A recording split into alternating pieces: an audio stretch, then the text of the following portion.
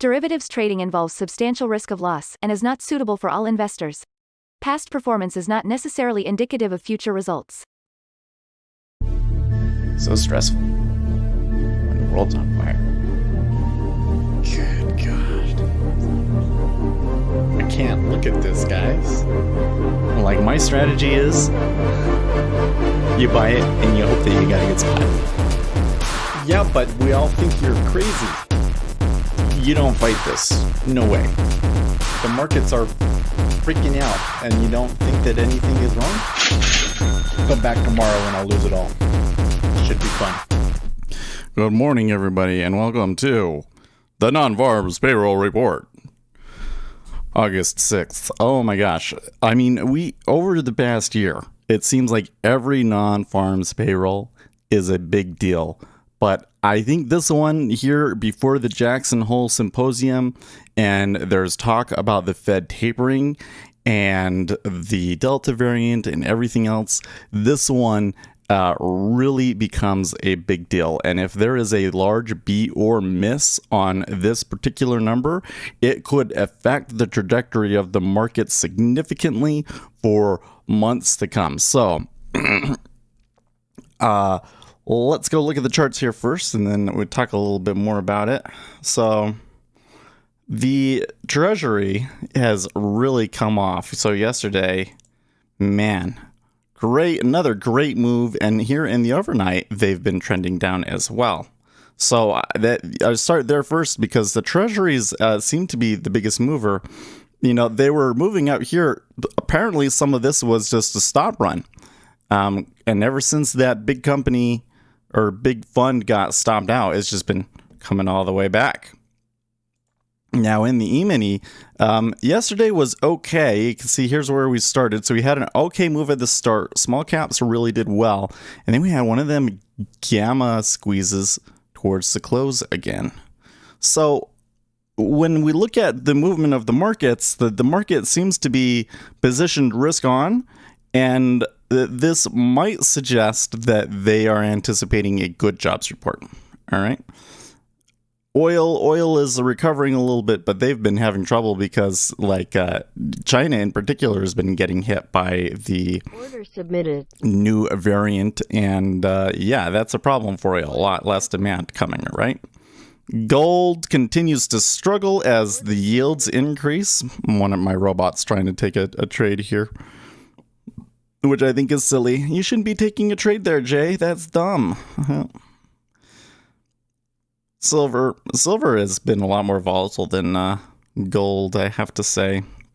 And then copper doing well. So, you know, the risk sentiment from the overnight session seems to be pretty okay. The one thing that's not really doing is the dollar. We would expect the dollar to maybe go down. But I suppose that a strong jobs report could be a good thing for the dollar. So keep that in. Good morning, Uzi. Check your Discord DMs. Oh, okay. Let's see here. Oh, yes, sir. We absolutely can do that. Hold on a second. We get that. We'll do that. First thing just for you, Uzi. He wanted to get his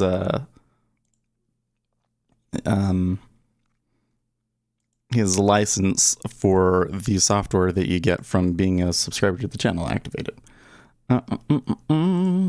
So let me just do that really quick.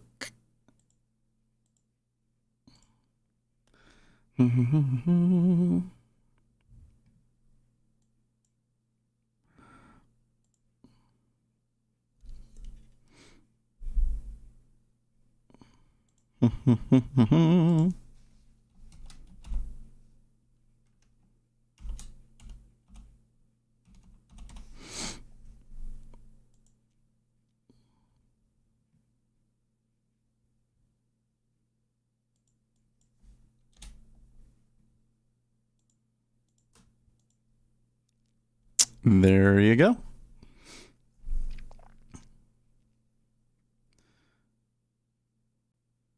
Let me double check here. All right, cool.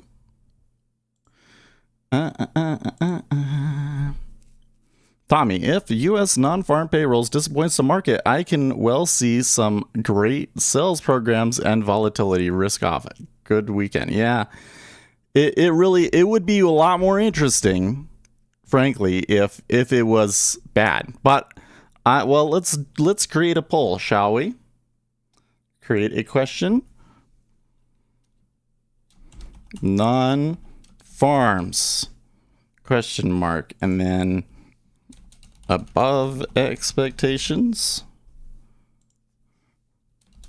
below expectations, and we'll add an option meets expectations. All right. Well, add that poll. We got 3 minutes here, so go here on, click your YouTube window and vote. Vote now. Let's turn on the text to speech.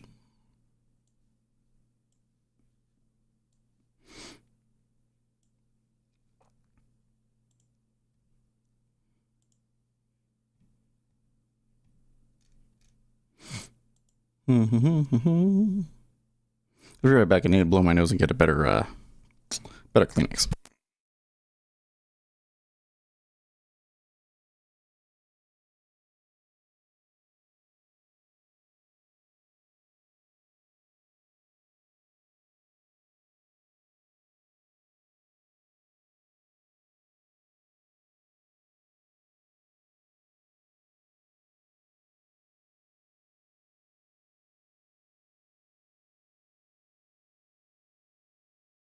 One says I like the pop-up polls. They are fun. Well, one person says below expectations. E-mini is falling a little bit here as we go into it. Okay, so the number that we're looking for is non-farm payrolls. July, 870,000. All right. Now, we need to make sure financial juice is turned on. That would help. Now, there's also the unemployment rate. They're looking for a reading of 5.7. Remember, those come from two completely different sources, and they can even contradict each other, right? And then earnings. Average earnings year over year, they're looking for 3.8. That matters too, right? Wait, isn't it? Usually it's average hourly earnings month over month, spot 3. Okay, so 870, 5.7, and spot 3. Those are the three numbers that we're paying attention to hear if we're above or below.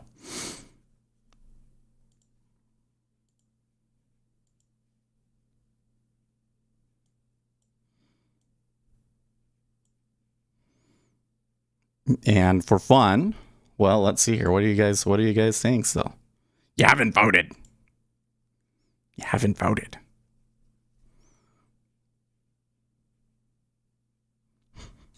I like the pop-up polls. That's what she said. Oh, geez.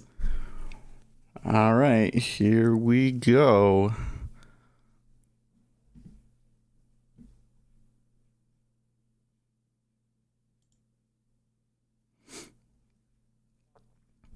Okay, it's above expectations, 943K.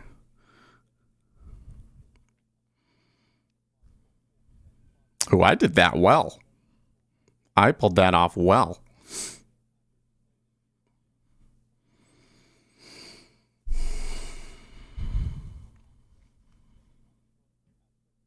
Hourly earnings higher than expected. I didn't see here.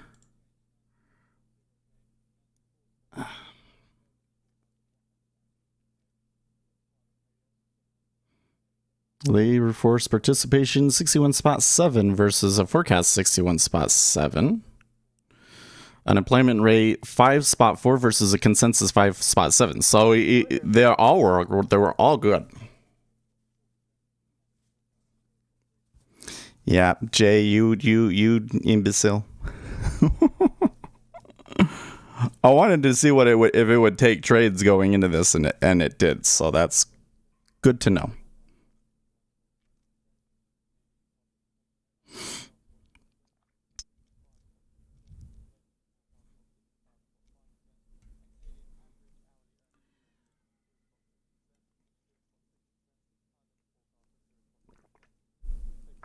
Well, in the case of the employment being better than expected, I think that the Treasuries is going to really take it on the nose here. I mean, they've already been a lot of downside momentum on them. We are approaching a weekly low, so 133.27 would kind of be the next stop down below. And yeah, I can see here in the Treasury the liquidity getting a little light. I'm wondering if maybe they might pull all the way back to 04 half. It's possible. We could take another contract down here in the 01 half 02 area too. Why not?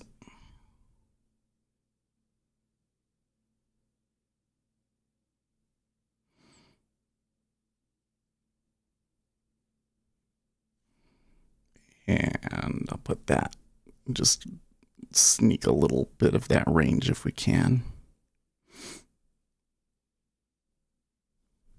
So let me just review here. We got non-farm employment change 943,000 versus an expected 870,000. The unemployment rate 5.4 versus an expected 5.7.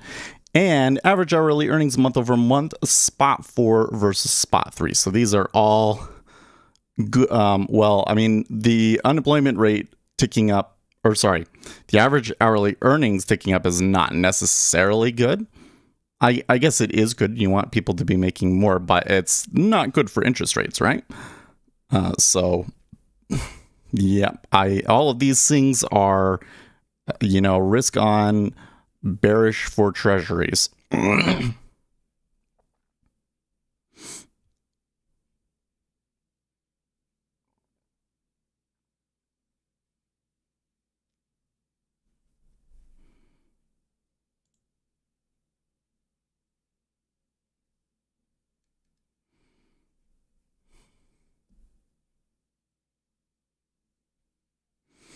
I think there was a lot of concern that this number was going to be, especially with that non-farm, with the ADP that we got on Wednesday, right? So,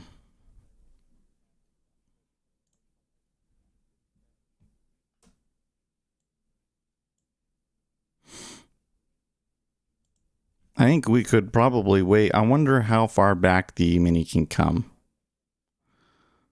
26 is certainly a possibility. Oh, we should end the poll.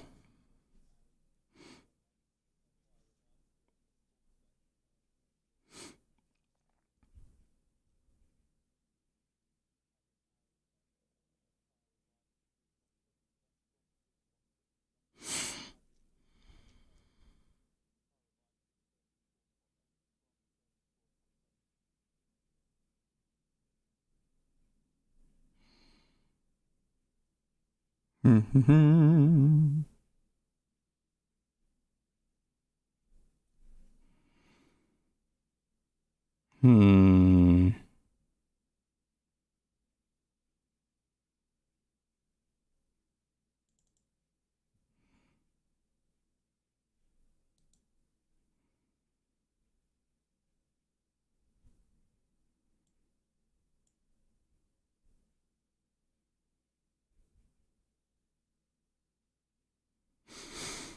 Well, when you look at the chart, it seems like a monster move in the E-mini, but when you actually count how many ticks it went, it was not that great. It was maybe 5 points.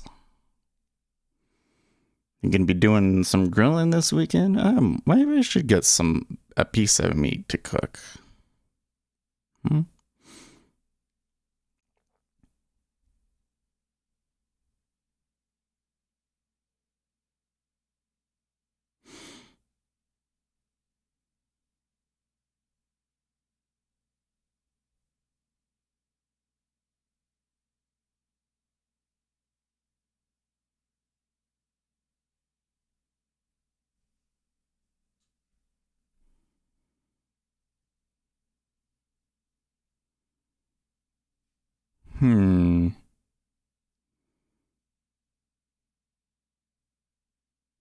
Really? There was 5 of you voted and you all said below expectations? Really, guys?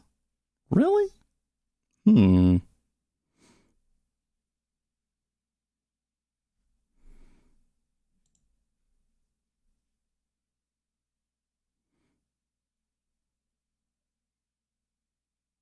That's News Squawk tweets, that's 2 months worth of steady progress in the labor market in one big boost to sooner rather than later taper timeline. Yep. Yep.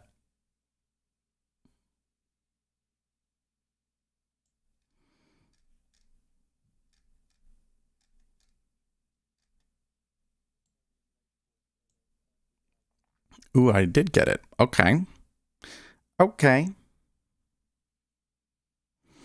Well, they could. It's possible that they could come all the way back up to here even. Which would be like crazy, but I'm in the mood. You're all cynical. Yeah. Well, I totally understand it from the trader perspective. Like, it's way more interesting if it's below expectations and there's a bunch of chaos because of it, right? But I think that the ultimately the above expectations timeline that we find ourselves in will be more interesting, I think, because then we get to have this great argument over whether or not we should taper at Jackson Hole, and that's gonna be exciting times for us. Especially we'll have micro treasury futures to play with when that happens too. Although I'm a little concerned that the treasuries are going to do most of that move. I mean, it's been pretty bearish this week, and I think next week it's going to be, they're going to be pretty bearish in the treasuries. I think they're going to sell a lot, and yeah.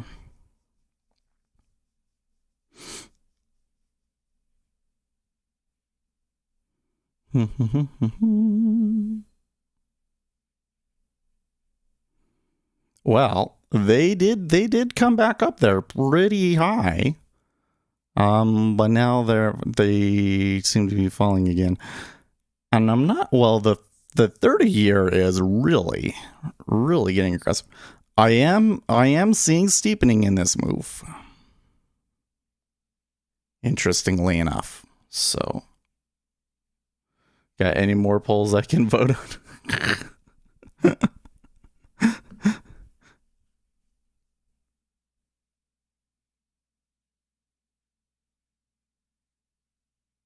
Well, we should, I think I know how you guys are going to vote, but we can say, actually, let's talk about the inflation. Is the inflation transitory? How can we phrase this? No, let's not do that one. Let's do taper. Taper? Sooner, later. Ask your community. That's what we're going to do. I think that this would suggest sooner. I think Baynard is going to win this one. Lael's got it right, and then who was it that we had on Thursday was talking a little hawkishly unexpected as well. Clearly, they kind of read the tea leaves correctly and knew that we were doing pretty good. Now, of course, there's still the threat of shutdown. One thing that's concerning me is that I'm seeing stuff in China, like they shut down Wuhan again and things like that. That could be a problem. Also, I did a little bit more research on what we were talking about yesterday, because remember, we were like, if these hospitals are like running out of capacity and things like that, like that's a big deal, right? Well, it turns out And this actually lines up very well with the story that was posted on Reddit. It turns out that the reason there is a problem is because nurses are quitting. There are not enough nurses, or there's a shortage of nurses, and a lot of them are like, oh, we're going to have another wave of this. I can't handle it, and they quit. Yeah.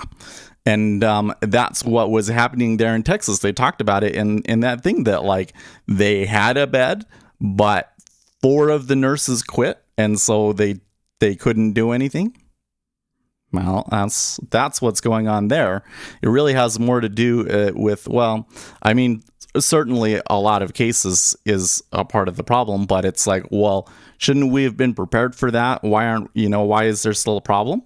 Well, it's because they don't have enough nurses.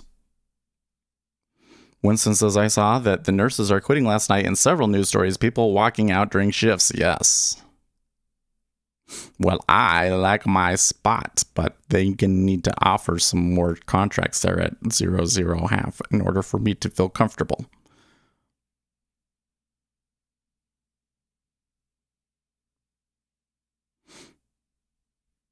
There you go. So see how that, it didn't stay. It didn't stay. We get in, if I'm 1,000 in line and I can get more than 1,000, there you go. 1,400, more than 1,000, 1,400 at on the offer there. That's really favorable for me, right? There we go. I am a happy man.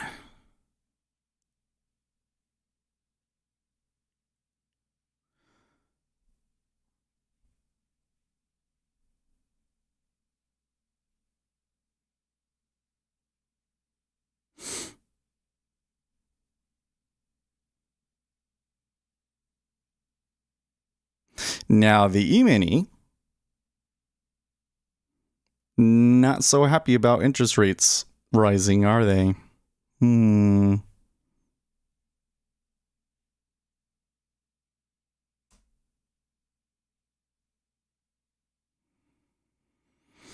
Also, the dollar rising.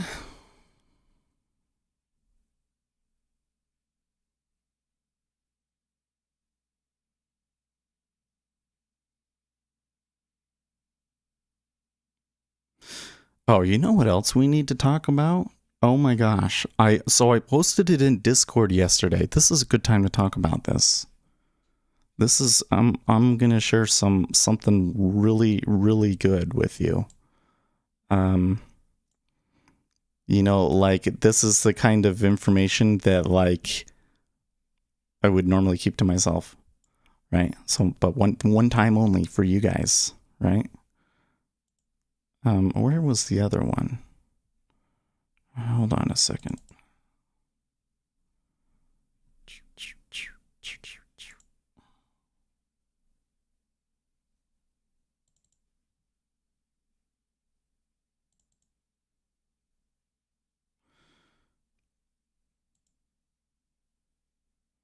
Did I not download it? Oh, I guess I didn't download the other one. I better go and do that. Hold on a second. I have to go find it.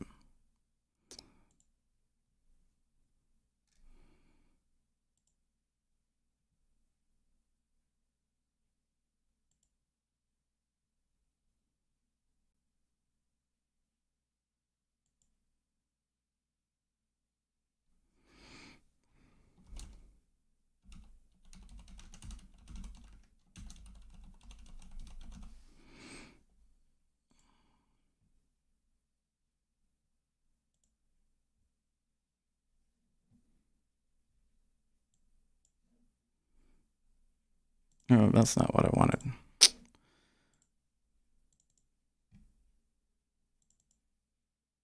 There we go. Okay, so our boy, he's not our boy. I wish he was our boy. You know what? We need to talk to this guy, Jean-Philippe Bouchard, who is the market microstructure god, in my opinion. This man understands so much about order flow and the markets. is just insane. He is so smart, and he has been involved in so many critical studies, and his book is our favorite book, Jean-Philippe Bouchard. Well, he's talking about somebody else's paper. Abstract. We attempt to reconcile Gabiak's and Koijen's recent inelastic market hypothesis with the order-driven view of markets that emerged within the microstructure literature in the past 20 years. We review the most salient empirical facts and arguments that give credence to the idea that market price fluctuations are mostly due to order flow, whether informed or non-informed. We show that the latent liquidity theory of price impact makes a precise prediction for GK's multiplier M, which measures how many dollars on average the market value of a company goes up if one buys $1 worth of its stocks. Our central result is that M increases with the volatility of the stock and decreases with the fraction of the market cap that is traded daily. We discuss several empirical results suggesting that the lion's share of volatility is due to trading activity. Okay. No, Gabby is was named after an Attack on Titan character. Okay, so what is this thing? Well, so first of all, what do they mean by, let's see here.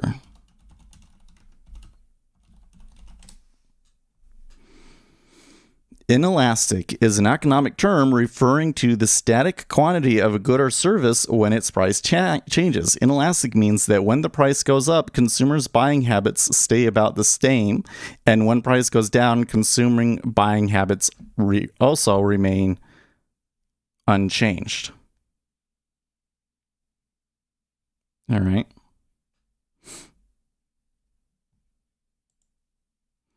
Product is elastic if the quantity demand of the product changes more than proportionally when its price increases or decreases. Conversely, a product is considered to be inelastic if the quantity demand of the product changes very little when its price fluctuates.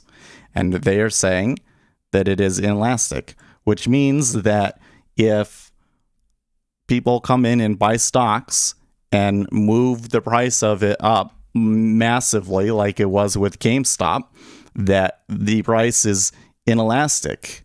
So the demand for that product will change very little when its price fluctuates. Right?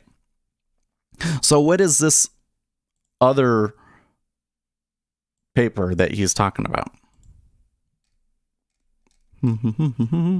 We develop a framework to theoretically and empirically analyze the fluctuations of the aggregate stock market.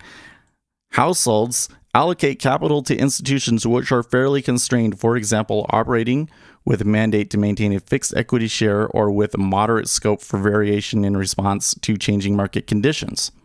As a result, the price elasticity of demand of the aggregate stock market is small, and flows in and out of the stock market have large impacts on prices. Using the recent method of granular, pay attention, this is the part that matters. Using the recent method of granular instrumental variables, we find that investing $1 in the stock market increases the market's aggregate value by about $5. We also develop a new measure of capital flows into the market consistent with our theory. We relate it to prices, macroeconomic variables, and survey expectations of returns. So what are they saying? They're saying if the U.S. stock market is worth $10 trillion and you go in and you buy $1 into the stock market, that the market is then worth $10 trillion and 5. So basically, your orders have a very large impact on the market, and take it far beyond the value that would be suggested by fundamentals. And as such, trading activity in general, just people buying and selling, has a massive impact on prices. and this causes markets to be extremely inefficient, essentially. This is basically like, I think Beauchard says it in here at the end of his, maybe he doesn't say it. Maybe it's in his conclusion. Is it in his conclusion?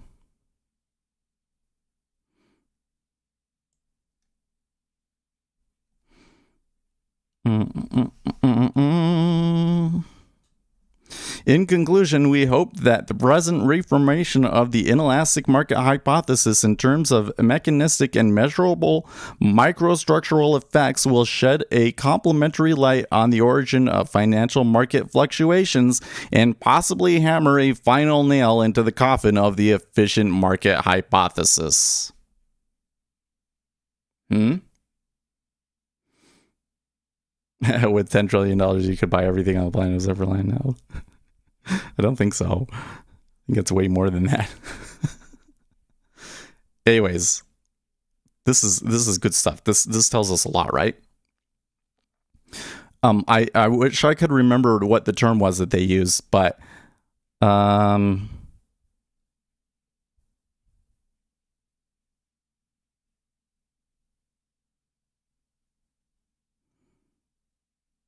I think it is here in the conclusion. Let me see if I can find it.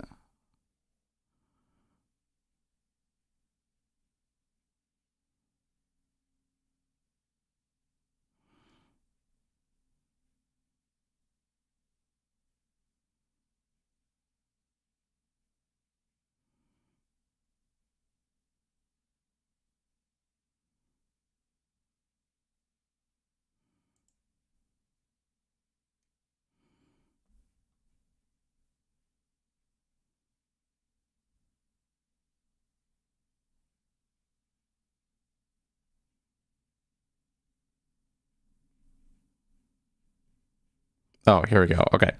The macrofinance implications of the inelastic market hypothesis are important and have been thoroughly discussed in GK's paper. From our point of view, the order-driven view of markets allows one to understand many of the puzzles of asset pricing theory, in particular the excess volatility puzzle. If order flow is the dominant cause of price changes, information, quote-unquote, is chiefly about correctly anticipating the behavior of others as Keynes envisioned long ago, and not about fundamental value. The notion of information should then be replaced by the notion of correlation with future returns, induced by future flows. For example, when all market participants interpret a positive piece of news as negative and sell accordingly, the correct move for an arbitrager is to interpret the news as negative, even if it doing so does not make economic sense. Of course, if all market participants are rational and make trading decisions based on their best guess of fundamental value, order flow will just reflect deviations from fundamentals and the efficient market picture is recovered.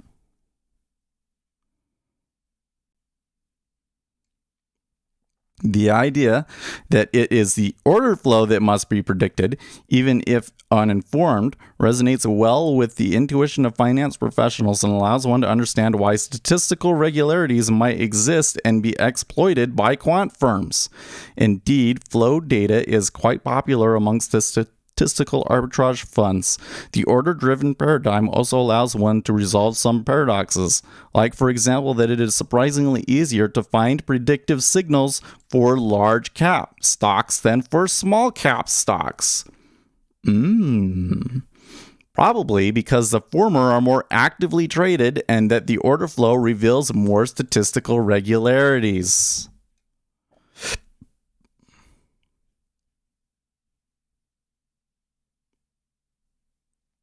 Quant crunch and other recurrent deleveraging spirals are also extreme consequences of the impact of order flow on prices.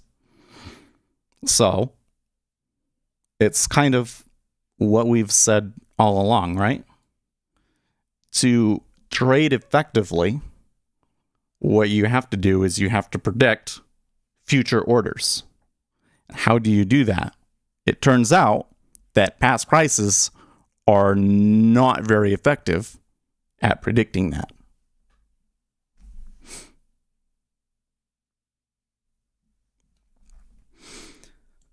let's see here. So, just let that marinate a little bit. Go and find those papers. Again, the guy's name is Bouchard. You should be able to go and find it on what is this website called?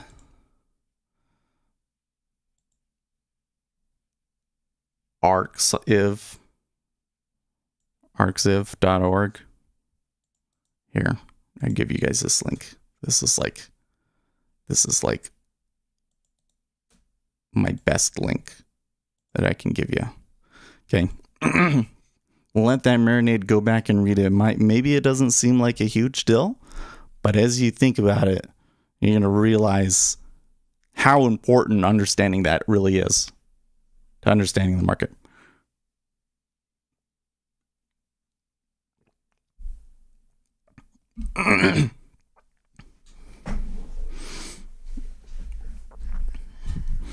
So, for instance, I've always said I would rather trade the 10-year.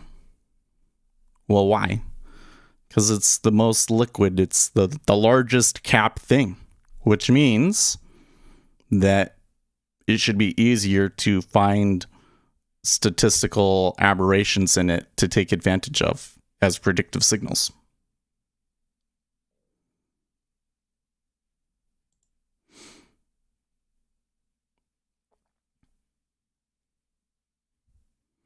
Well, from what I can see right here in the treasury market at the moment, it looks like that the latent liquidity is still pretty sketchy in here. They are having periods where they just trade through a bunch of prices very, very quickly. But I do, and probably a lot of that might have to do with the E-mini not taking the news so well. But I think that in the end, when they get moving again, they'll probably move down, and the E-mini will probably move up. It's going to be a difficult move. Because the issue here is that the equity markets is now realizing that the taper is coming. So the equity market is going to do its taper tantrum. I tried along there. What did I ever get? What was the most favorable ticks that I got on that? 9? I got 9 favorable ticks on it. I actually got taken out on a stop run. But yeah, I mean, I think that it was a reasonable trade, but it just didn't work out, and I'm okay with it. I'll just let it do its thing. Maybe on the open, though, we get something. Maybe Ace is going to come in here and he's going to take a trade on it, and he's going to get a great one, and we're just going to be like, I guess you didn't need to come here early after all. Hi, NASDAQ, how are you doing?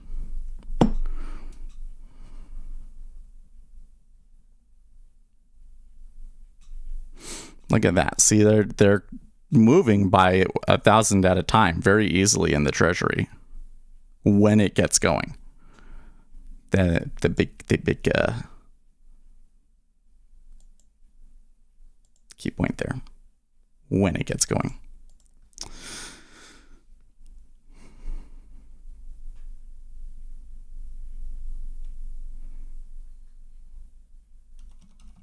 Did I close my tweet deck?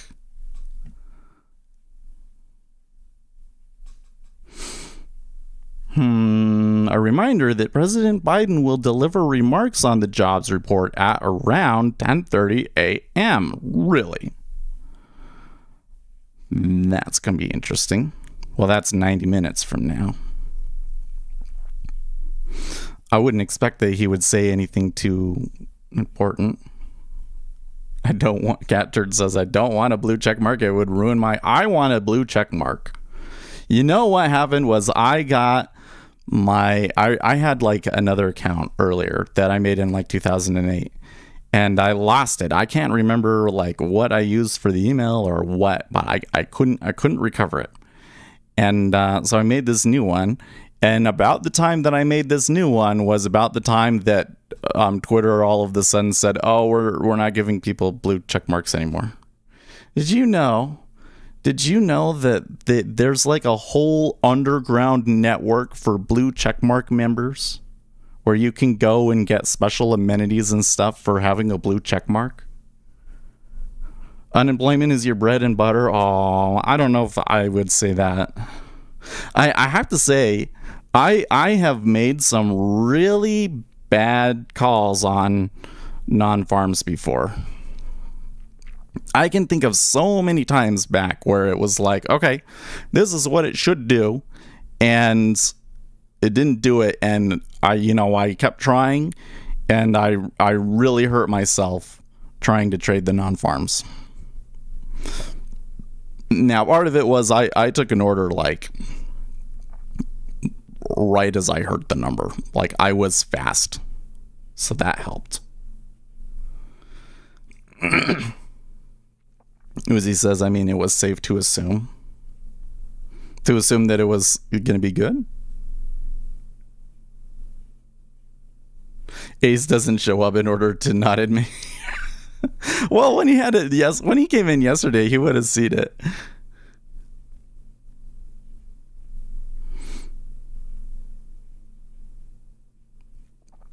But this is the thing, is that so let's look at Ace's strategy in as it relates to what we just read in that study there, right?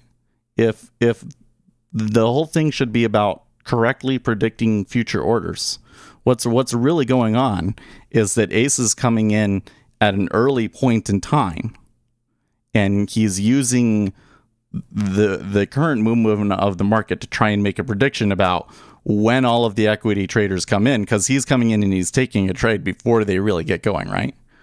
That when they come in, which direction they're going to take, right? Oh, right. I mean, it was safe to assume that there's a blue check mark underground. No, like it's like super crazy. It's like you come in and you get a blue check mark, and then you can post stuff, and all of the people in the blue checkmark network will come and like your thing. It's like a total racket, actually.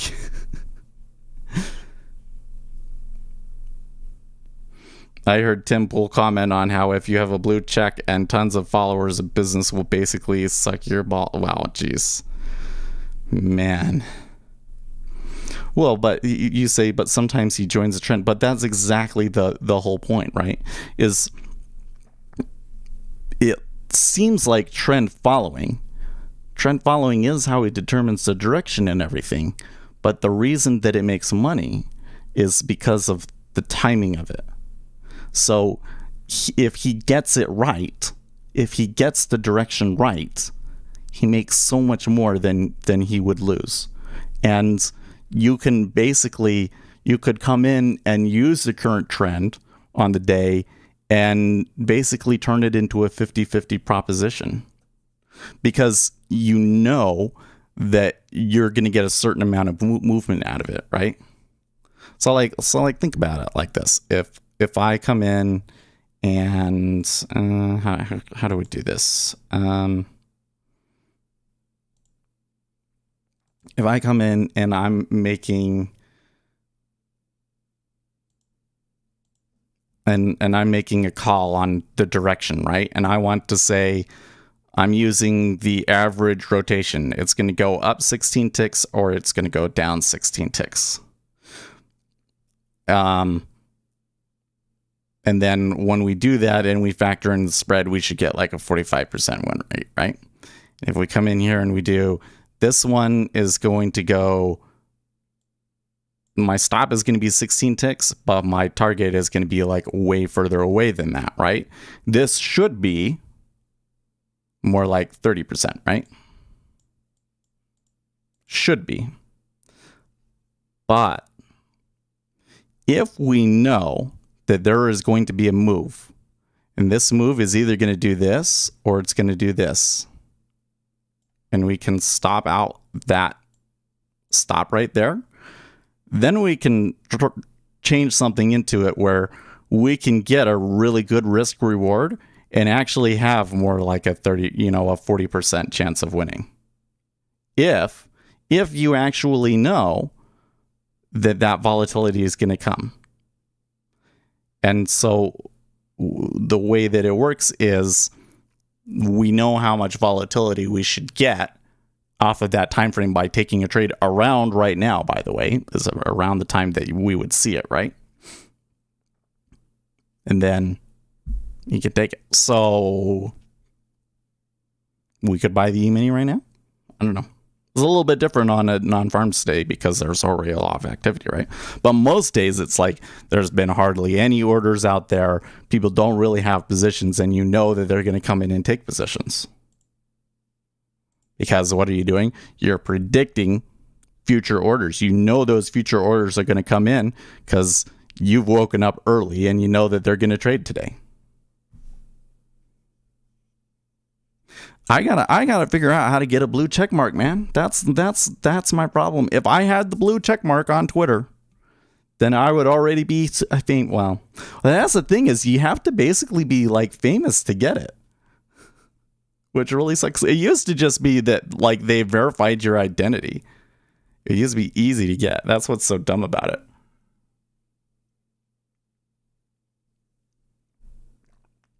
Like once you understand how the blue checkmark thing works, all of this stuff that people say on Twitter about, you say something and then all of these blue checks come and start trashing you and stuff. Like it totally makes sense. Okay, well somebody's dumping at 7K there at 134, but that's, a very round price. So I'm sure we shouldn't be surprised to see that.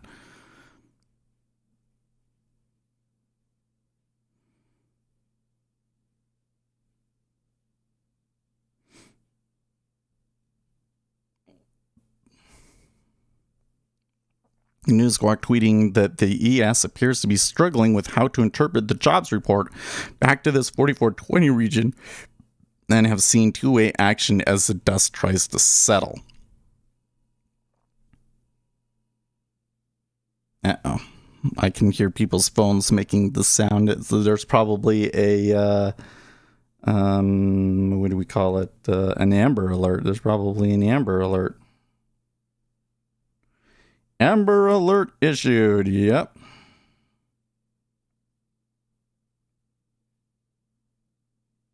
Oh my gosh, have you ever seen the Amber Alert TikTok joke? Oh my gosh, this is so funny.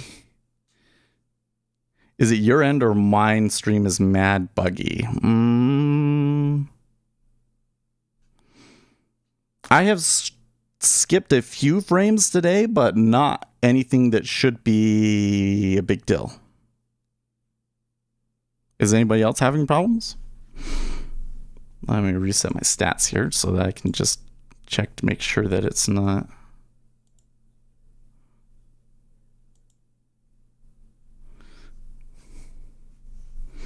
Oh, really? So I haven't paid attention to the poll, but you guys have voted here. 15 votes, and 87% of you are saying later? Win says that you're buffering too. It's saying that it's got an excellent connection. Maybe it's YouTube. I'm going to end this poll. You guys are wrong. Why would it be later? Are you guys intentionally being wrong? Are you messing with me? You messing with me? I don't know. I am a little so like what we're getting right here. This is exactly the sort of thing that would like frustrate me, right? It'd be like, oh, the E-mini should be moving up. E-mini should be moving up.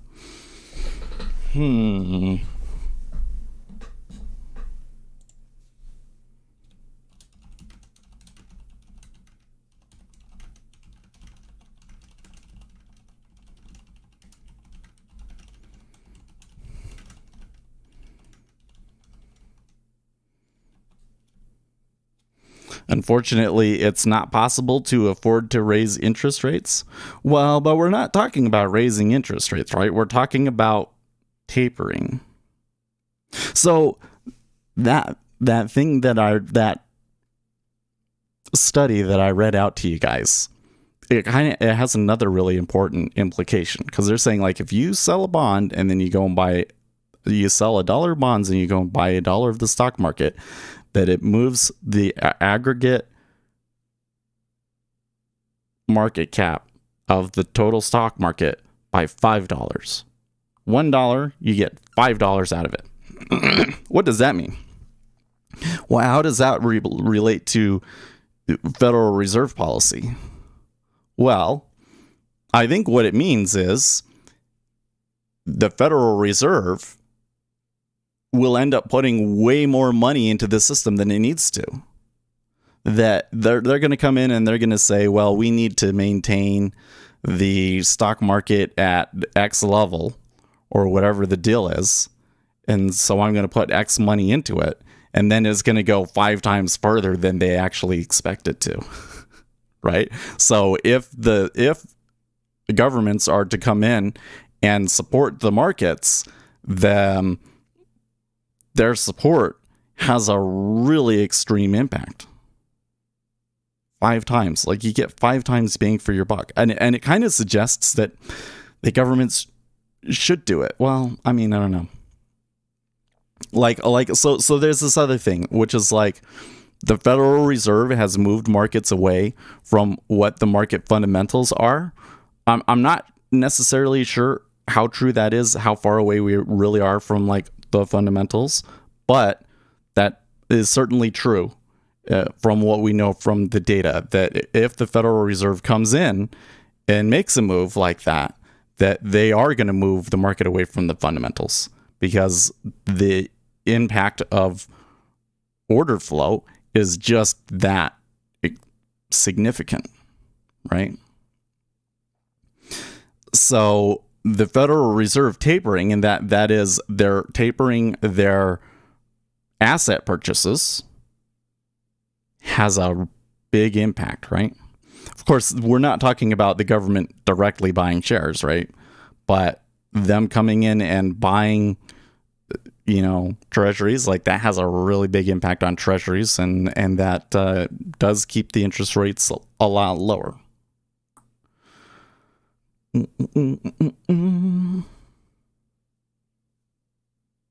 Yeah, it could be.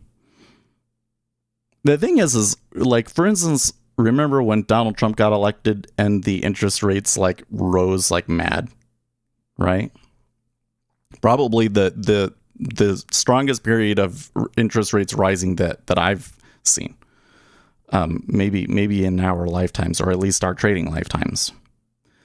But I think that's going to be superseded. Like, that when this actually goes and the interest rates start rising, it's gonna be really hard. It's going to happen very quickly, and it's probably going to be a negative for many stocks.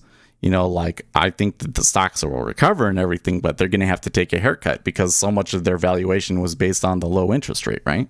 Like, when the Goldman Sachs increased their year-end target from, I think they wanted 4,400, they were 4,300. We were already past their target, and they updated their target to be 4,700. I think was what happened. But that was based largely on the interest rates getting low again. So if the interest rates flip around and we get a taper, does that change their year-end target? I think it does. And then maybe where we're at is just right for now. How do you use the order flow in your Robinson, and what's the rationale behind it? Okay, so I don't want to give away the exact mechanisms behind how my robots work, and we should keep in mind that they're still very much in testing. I haven't made any changes to Jay recently, but I do need to make changes to Jay. Okay. And the way that I'm going to present it to you is, how should you go about trying to make your own, right? What we should be doing is based off of, and I really like that study, so I'm always going to try and present things in that kind of a context. We want to look for statistical aberrations that may help us predict that future orders are coming in, right? So I'm looking for situations where the amount of volume that's coming in is unusually consistent or unusually inconsistent. I'm looking for situations when the flow is very one-sided, because these are aberrations that may help me predict the future flow.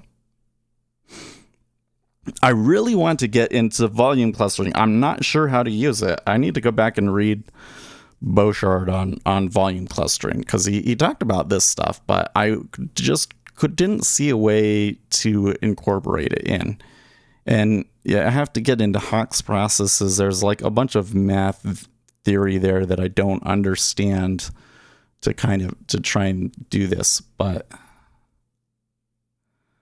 Izzy says, I've sort of figured it out. You think so? I worry that I've said too much and that it would screw up the signal. Because the thing is that with the way that it works right now, it will take a trade where it really shouldn't. Where it really shouldn't.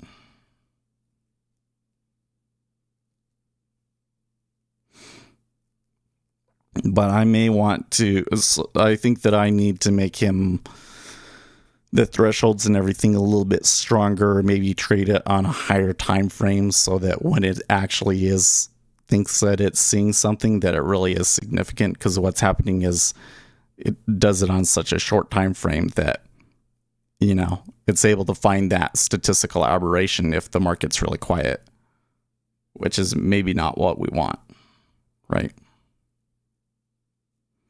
Like what I should see is like when that news comes out, for instance, would be a good example where we should see that the orders are like very much overwhelmingly going in one direction.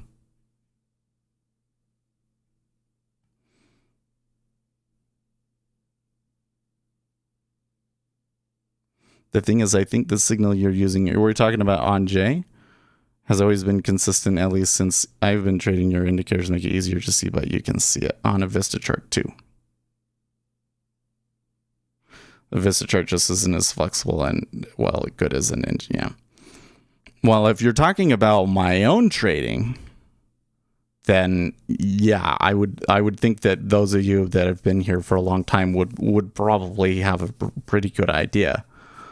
Right. I make a decision based on the fundamentals, kind of keep it quiet to myself. I find a position where I think there's going to be orders in the future, and those orders in the future are going to be in the direction that they think they're going to be, and I try and take advantage of areas of low latent liquidity. Like I don't want to, if the area of low latent liquidity, so for instance, right now it looks like it's 0.02, right? So 0.02 is kind of a trap, right? Probably if I were to buy 0.2, they might go to 0.2 and then come back down. And if I was to sell 0.1, 0.1, it could come back and rotate around here. This is a liquidity trap. So if I'm going to sell, I really need to sell the high end of the range and buy the low end of this range. But maybe more likely what I should do is I want to have a position well away from that. And maybe I can use this liquidity area as a take profit zone. I've tweaked the rules for the bonds about signals are pretty reliable. Always tough to catch a runner, but one tickers are really consistent. I took like 9 of them. Really?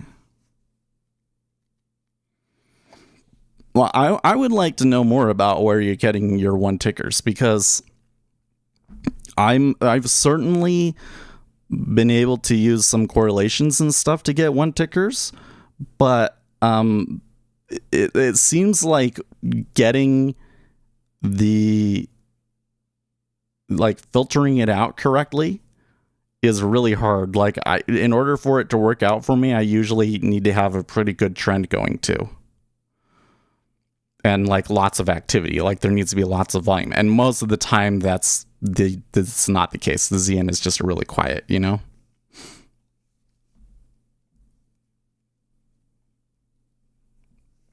I really want to make my one ticker in the 10-year better. I think that is like, it's going to require a lot of practice.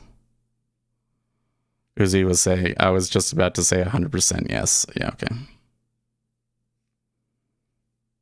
I think when you say 100% yes, that means like it's very difficult to know the situation that you should do it, because, well, it's not very difficult, but that's the thing that you really have to practice, because you really have to have some activity for it to work.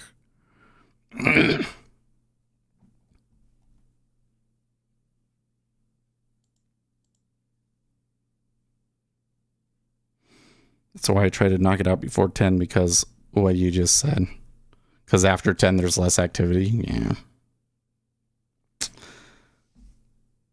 The activity becomes too inconsistent.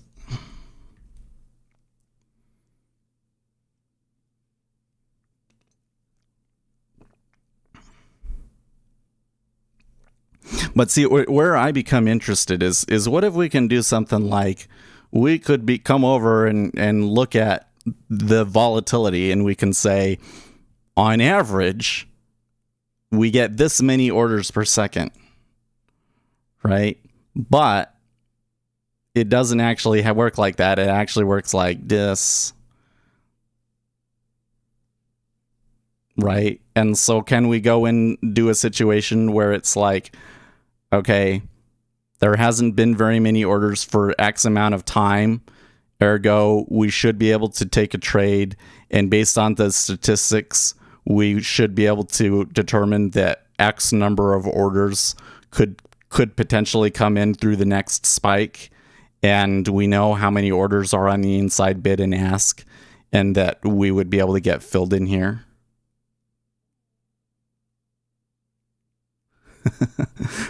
Pitch in and grab Seth's indicator package and see if you can figure it out. Well, so one of the things though is that Jay in particular is using something that's not in the indicator package yet.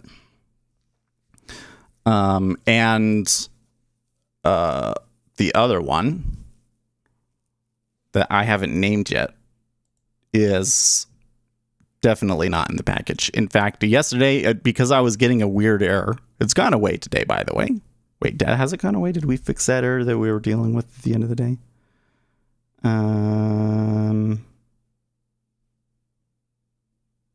Oh, that's something different.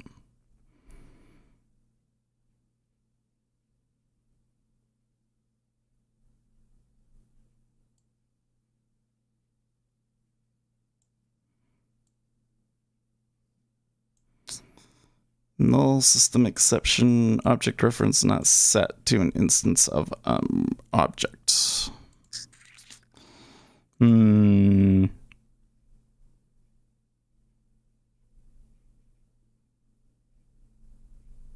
NASDAQ trader, about how do you decide directions if you get in at low volatility? Correlated instruments.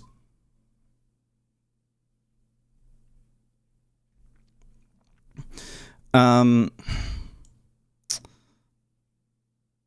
gonna try disabling it and enabling it and seeing if it does that again.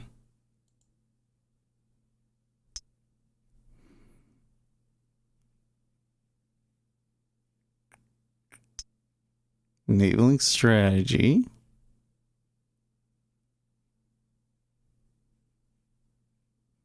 Well, it looks like it's good now. I don't know why there was an error before.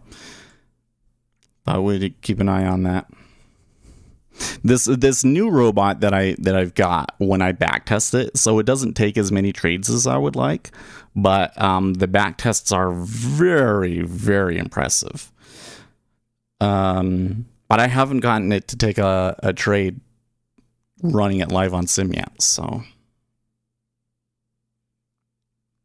now, one thing I will share about them is that I use the level 2 filters in the strategy, right? Do you guys remember when I was back testing that and I found that doing my using my histograms and using the minimum data series seemed to work the best? So I don't know how much of a difference that actually makes. I think that to really do that right, that we would need to use some sort of a machine learning system, because I think that sometimes you want to go towards the liquidity and sometimes you want to go away from the liquidity. And if we could get a machine learning system to sort out when it should be doing which, it could really improve the system. But as it is, using that as a filter seems to help quite a bit. It seems to take it from like a 55% win rate strategy to like a 60-70% win rate strategy. But they're still in testing. I really need a lot more data. I really need a lot more data for the robots. And the whole thing is like really the basis of these robots is basically trying to run on stuff that retail traders, that we don't really have the data to test. So I have to do a lot of the testing live. But that's kind of the idea, is that if there's retail traders can't really test it, then I'm more likely to be able to find tiny aberrations that I can take advantage of.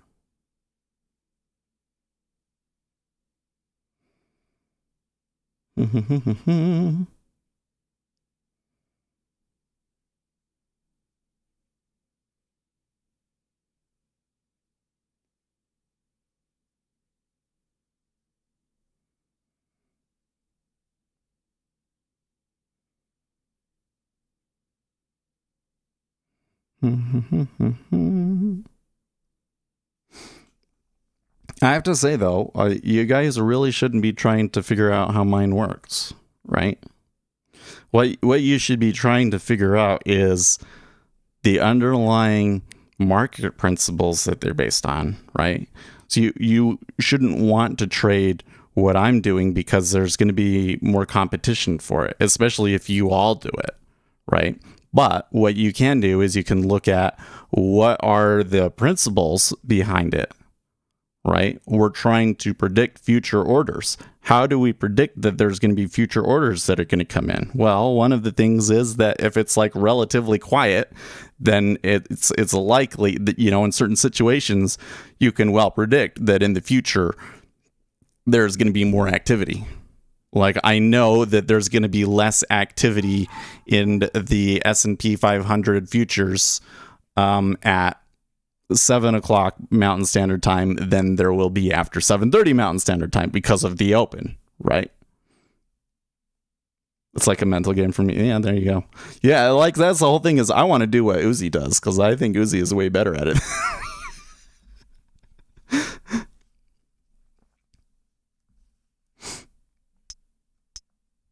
Okay, here's the open. A little bit of a buy, but it's quite mixed, actually.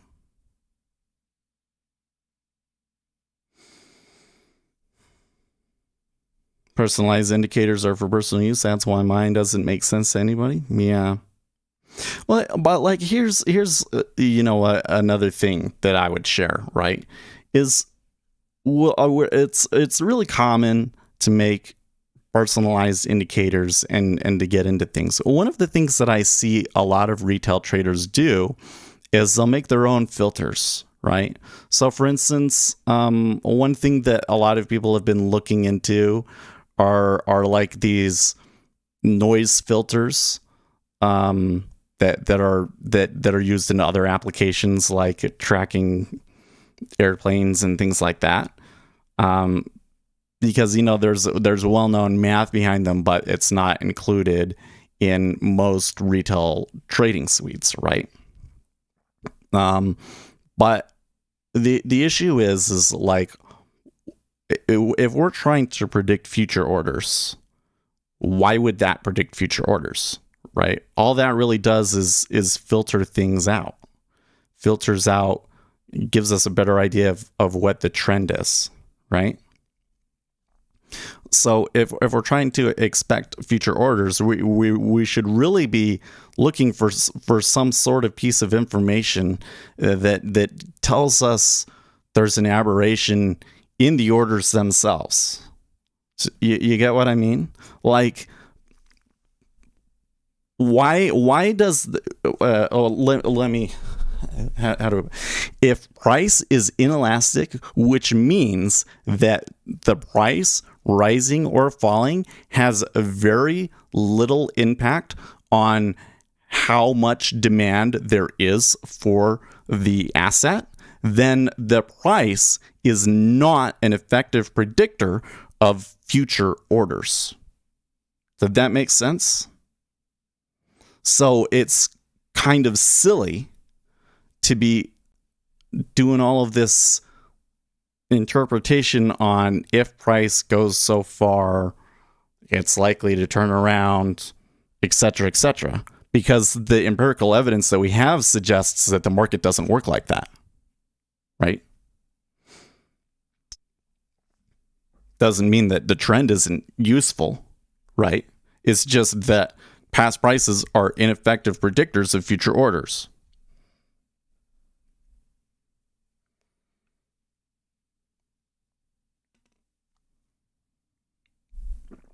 But if we turn around, let's see here.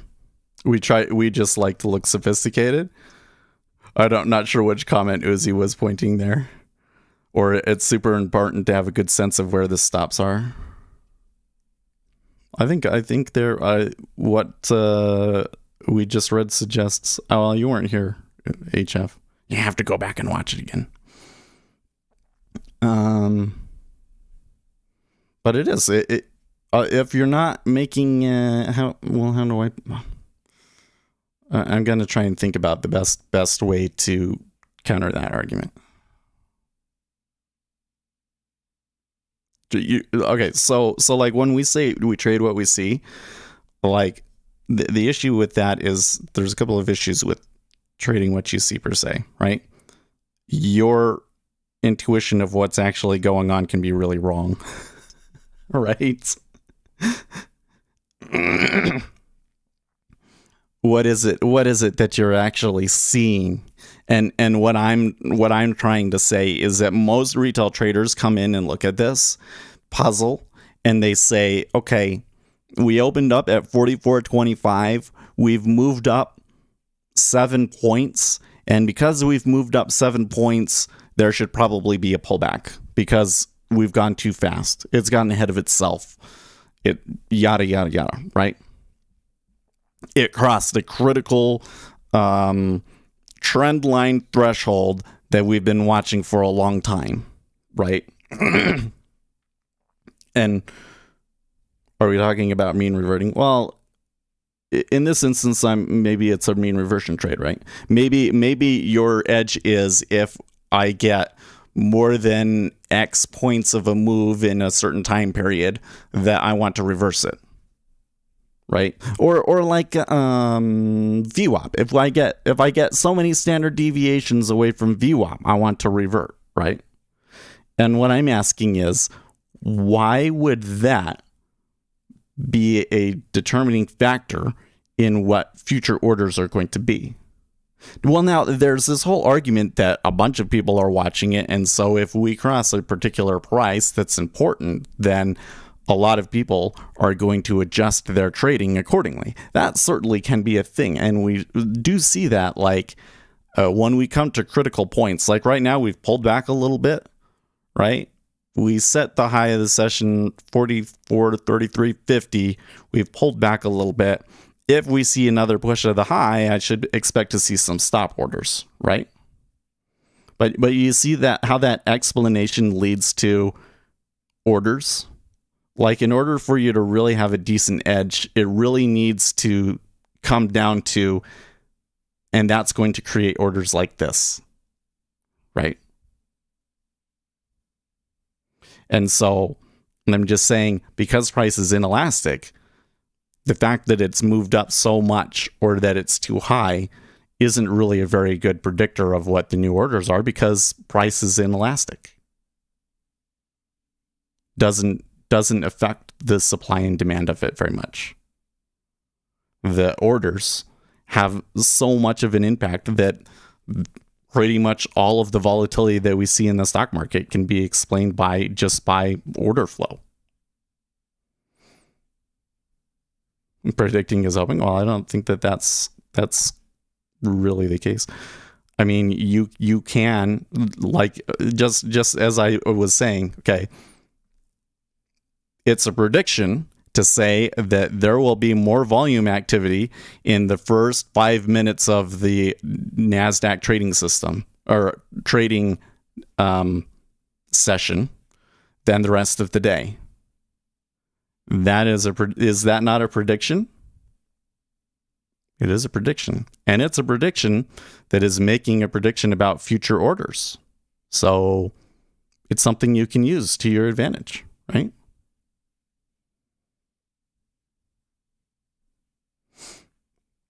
Prices can go up forever, but volatility is certainly mean reverting. Well, kind of. I think a more accurate way of saying that is that volatility has a very fat tail profile.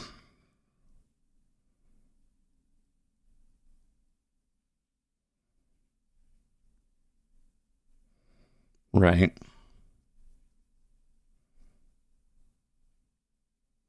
But it comes down to like really the long and short of it is, when you think about it in terms of order flow, if you take a trade and you make money on that trade, it is because that trade came before order flow favorable to you came in. Right? Now, maybe you just got lucky, but the better your signal is at predicting those future orders, the more effective of a trading signal it's going to be. I was thinking earlier about Bitcoin's volatility. Yeah, well, and then this is where it's, so let's talk about that. I've always said I wouldn't recommend day trading Bitcoin because, some big whale can come in and it will just ruin everything.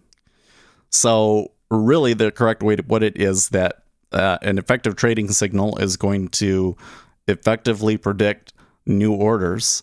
And how do you do that in Bitcoin when there's not really any fundamentals or anything like that?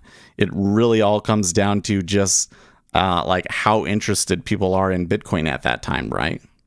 So from a like short-term trading perspective, I think it'd be very difficult for you to make that kind of a trade signal unless you were very, very fast and you could take advantage of the queue in the order book and things like that, right? But on a swing trading perspective, you can play that game very, very well. Can big itself be a predictive signal? Not sure what you mean by that, but the study did suggest that it's going to be easier to find a predictive signal on a large cap stock because you can have more order flow to be able to look at and find statistical aberrations in.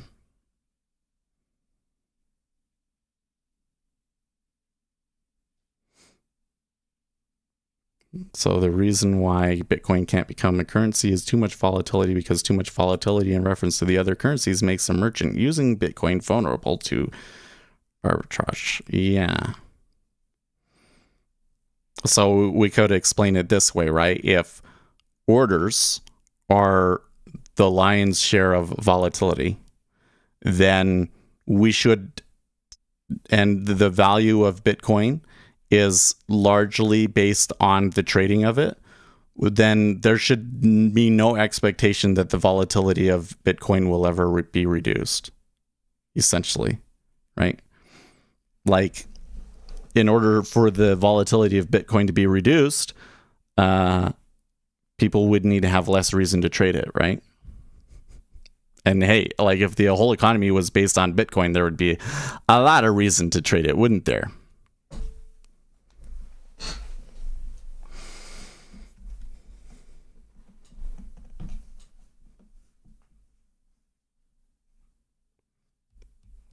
Being ahead of the others doesn't mean I must know something those guys don't. Well, yeah, and the study, it says that too, right? It says it doesn't matter if the order flow is informed or not, but it is what causes things to move. It's just that some, I mean many if not most, are in the market seeking liquidity, not taking risk. Those who take risk provide liquidity for those who just need to do business.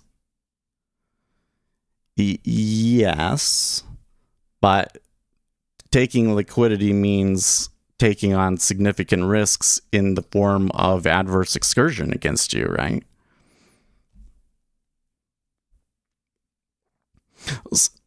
This comes back to Seth's pet peeve, right?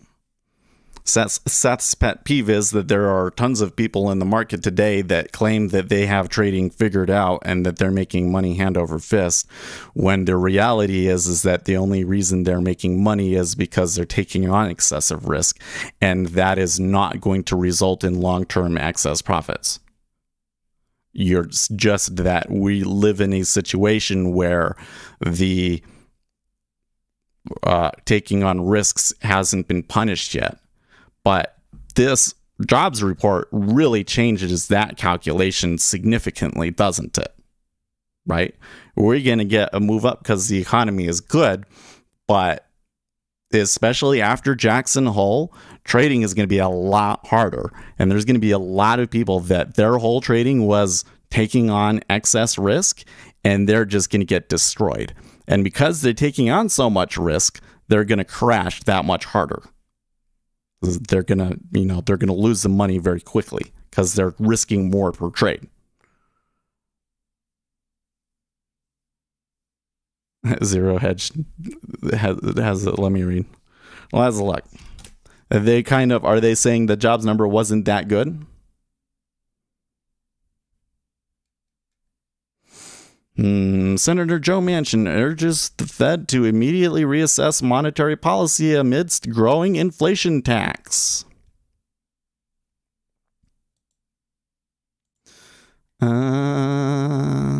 July payrolls beat expectations, rising. I didn't really say anything. Not quite 1 million, but probably close enough for the Fed to signal tapering. That's what they say.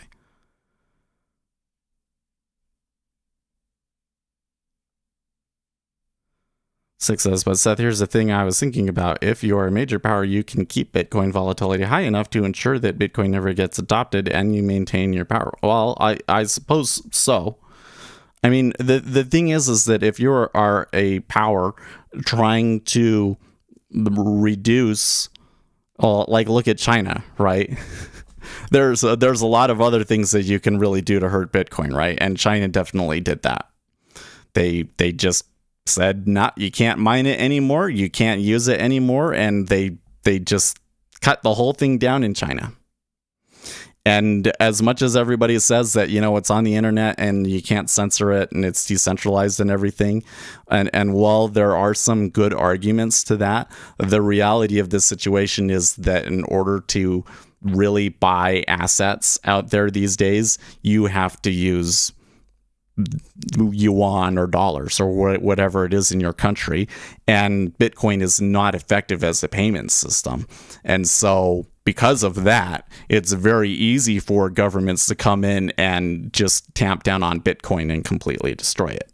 But more to the point that I was making, if you wanted to prevent Bitcoin adoption by creating more volatility, I don't think that you actually have to do it. I think that what we know about how markets work and how dominant order flow is in creating volatility, that you don't have to do anything because the people trading Bitcoin will create that volatility for you. And that the more popular Bitcoin gets, the more trading that there's going to be, and probably the more volatility it will create. Right?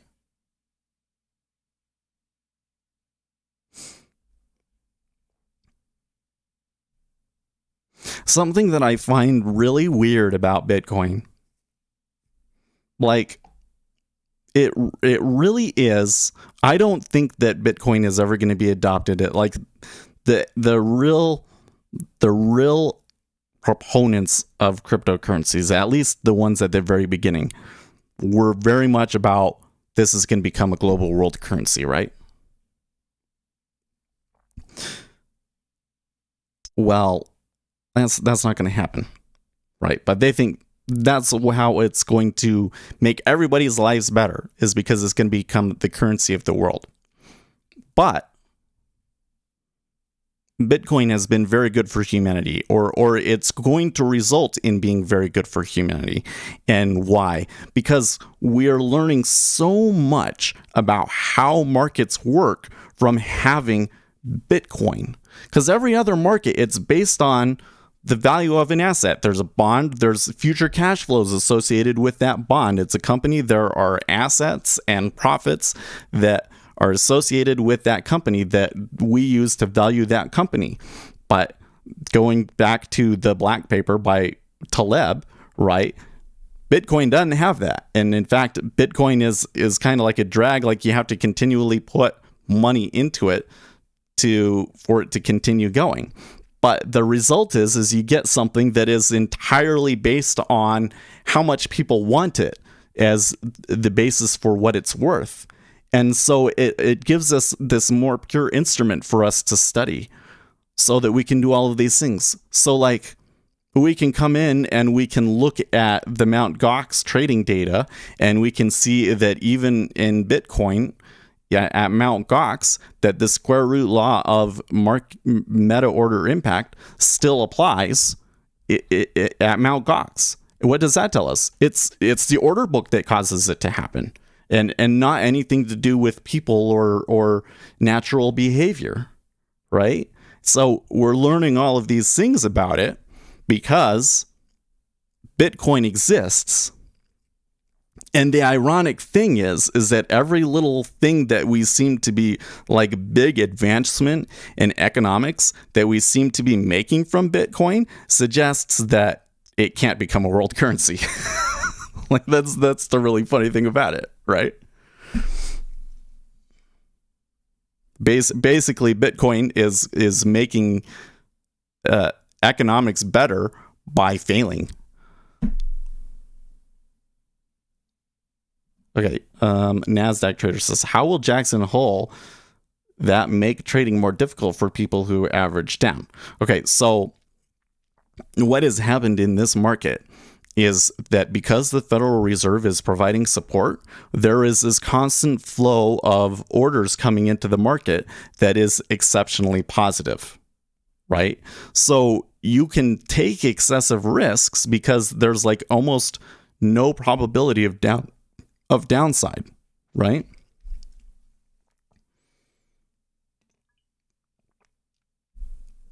If the Fed tapers, then that whole calculus changes. You're going to have much less predictable order flow, and you're going to have big moves up and down that these strategies that retail traders have been using are not going to be able to predict.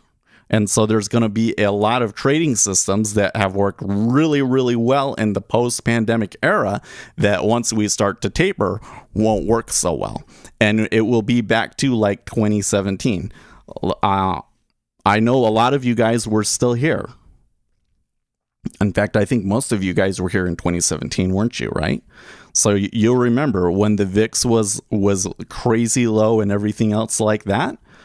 Like trading was not popular there was not a lot of retail traders. There was not a lot of activity on, Futures.io, on our channel on YouTube, because trading was really hard. Anybody that tried to do it was like almost immediately getting screwed over, and nobody really was positive on it. There wasn't, like, you wouldn't go on Reddit and see all of these people say, I'm making so much money and all that, because it wasn't like that. Well, it looks like that one's going to break even.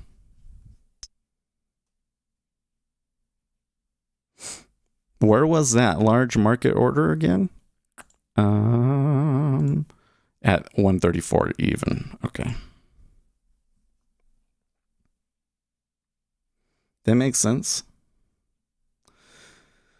The big problem is that HFTs in Bitcoin aren't obligated to provide liquidity at all times, which is essential for immature markets, but not so much for already developed markets. And you see with the order book on BTC, it always gets pulled and so on. Yeah, and that definitely makes the volatility worse.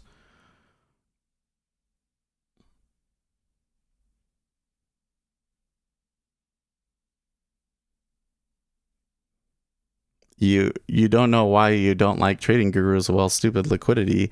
It's what will take your trade from you when you want to exit. So I feel like that one is, you could rephrase that better, but from some perspective. So like, here's the thing. I love trading gurus, actually. like think about it. Like, the market needs a certain amount of noise. Like, if that noise isn't there, the market doesn't function properly. And all of that noise provides opportunities for you to trade. So from that perspective, and the ability for me to be able to make money from trading, having gurus and having lots of people out there trading stocks all of a sudden is really good for us, right? And I think that it has been good for us. I think we've done okay. It's still hard, but we've done okay, right? But what I don't like is, I don't like seeing my friends led down paths that are complete BS, So, double-edged sword. So from my perspective, it's like, it's fine that there are a ton of trading gurus out there, as long as the people that I care about understand why none of the things that they purport to do actually work, and don't fall for their schemes and lose money as a result. Right?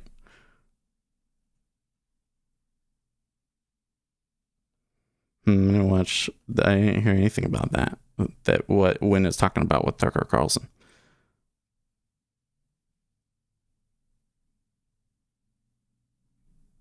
We really do get to learn a lot more because we separate the other factors. Yeah. The government doesn't have control over the currency. The banks do. Well, here's the thing: is that the currency system in the United States works for the benefit of the system. You could call it that it's the banks, but the reality is that the banks are just one part of a larger system, and they're probably the largest stakeholder, but they're part of a larger system. And yes, the policy and everything works to the advantage of that system as a whole.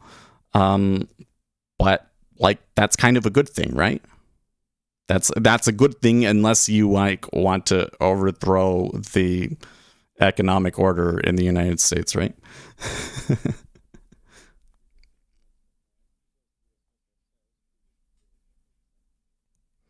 AO says it's been a good week trading oil futures. It has been moving. So I want to know from you guys.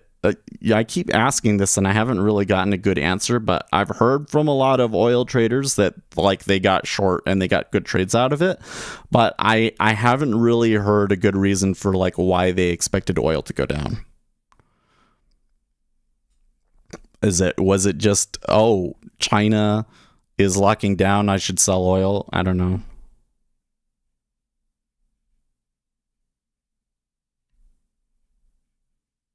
By the way, Ace, did you just take profits and end for the day?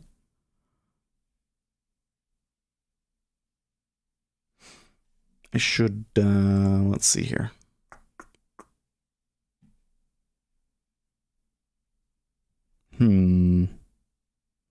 Okay, so we should remember that Joe Biden is going to be speaking at the bottom of the hour, right? We've only seen 30 minutes of the regular session, so. Oh, you got a couple of points and now you're short. Okay.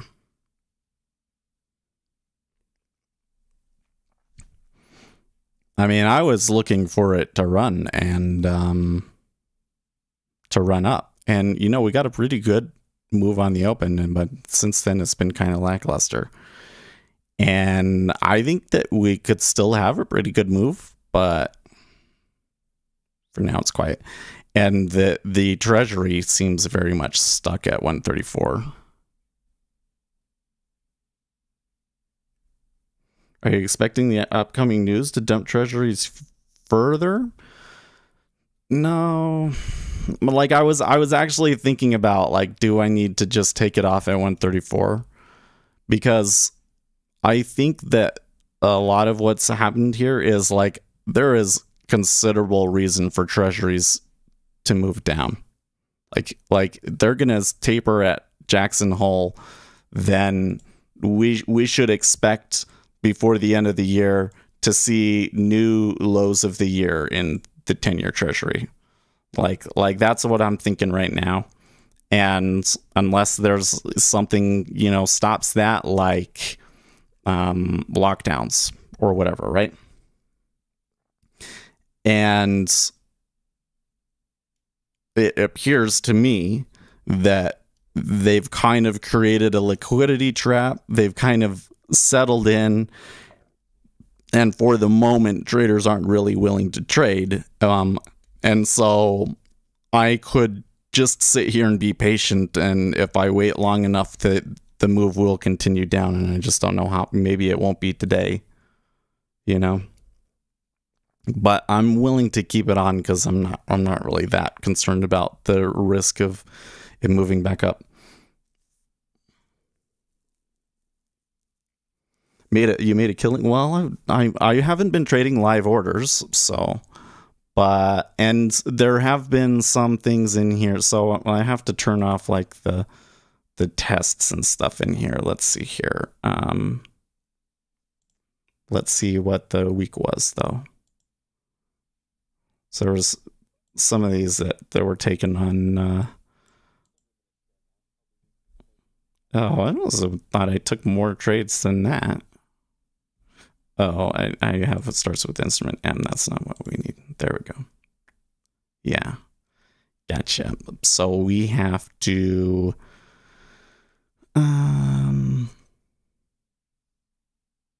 change the account that it's looking at to filter out the robots.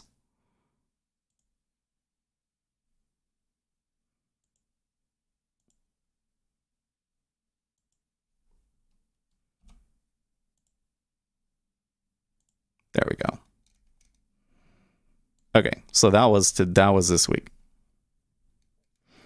Now, keep in mind that, you know, I took some big risks on some of these too.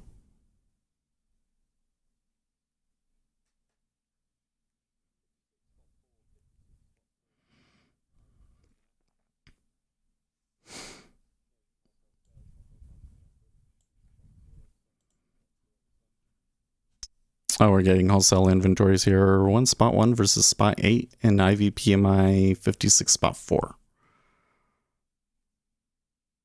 If I ever start making money trading, I'll buy something nice. I don't speak for Ace, but I think that you making money trading would be a gift enough for him. It would be for me too. Bad thing about oil is it's not so liquid, so you have to time your shorts. Yeah.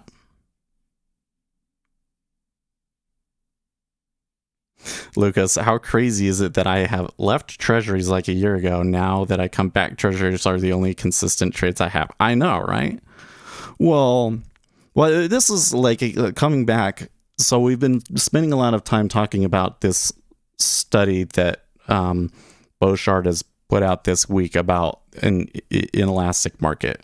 Basically, they're saying that orders is the lion's share of volatility in the market, and that prices rising and or falling do not really have very much effect on the demand for stocks. Okay. And in that scenario, we need to have the ability to predict orders. And the thing that's been going on right now in treasuries is that we have just been lucky in that we've been getting a lot of situations where our ability to predict what kind of new orders are going to come in has been really good, right? So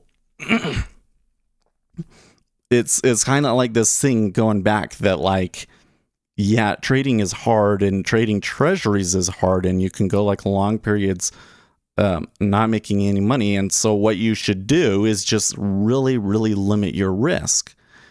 But having that tool in your back pocket becomes really, really useful, because then when that time period comes, you know what to do and you can just kill it.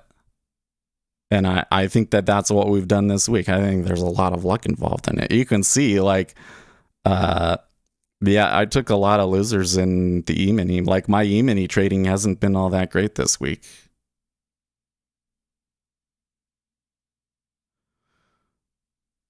My E-mini trading hasn't been that good this week. But what happened was, I was seeing things happening in the treasury, and I caught really good trends, and I was really confident, and I added contracts.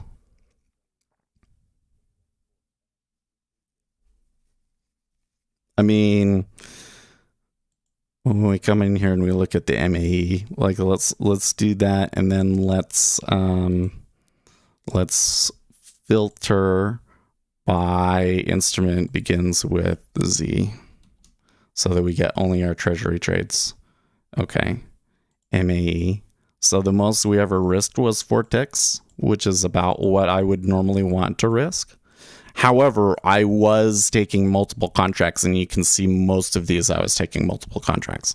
So I probably could have done this on my live account, but at the moment, I'm not willing to put that risk on. I want to use the micros. But if we were using the micros, I probably would have had a good week, huh? It would have been like $150, but hey, the money doesn't matter to me. What matters to me is we're getting better. Hi, Seth. For FL market, do you think U.S. Treasuries can be like a benchmark, or it's not indexed like SPX and it can't be like an index? So I don't know what you mean by FL market, but you need to remember that the bond market is very, very large, and there are a lot of instruments. So we think of it as just like, okay, so if I want to trade interest rates, I've got the 30-year, the 10-year, and the 5-year. But the reality, in the fixed income market, the reality is that the 10-year treasury is actually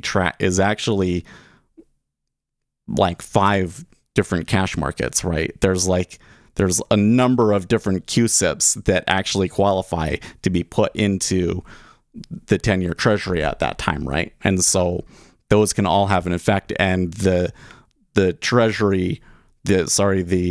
futures market tracks the QSIP that is the cheapest to deliver, and that's an important part of that, right? And then you can go in and, like, because there's like 30-year treasuries, 10-year treasuries, but the reality is that because the Federal Reserve issues treasuries every month, there are treasuries, with a duration left on them for every month between, 1 month and 30 years, right? So there's a ton of instruments out there, and there are actually indexes related to this. There are indexes that are like, an index for what the on the run interest rate is, which is what the micro treasury futures are going to track. The micro treasury futures are actually going to be cash settled based on an index. Okay. There are indexes to track the bond market, like the overall corporate bond markets, and like there's a bunch of them. So, yep. Micro treasuries are next week, right? Where's my phone?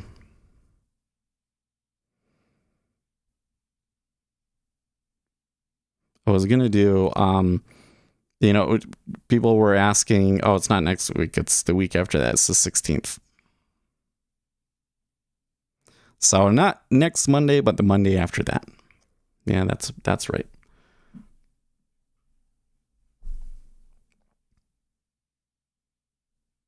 Yeah, makes a guy want to trade something else, that kind of crap.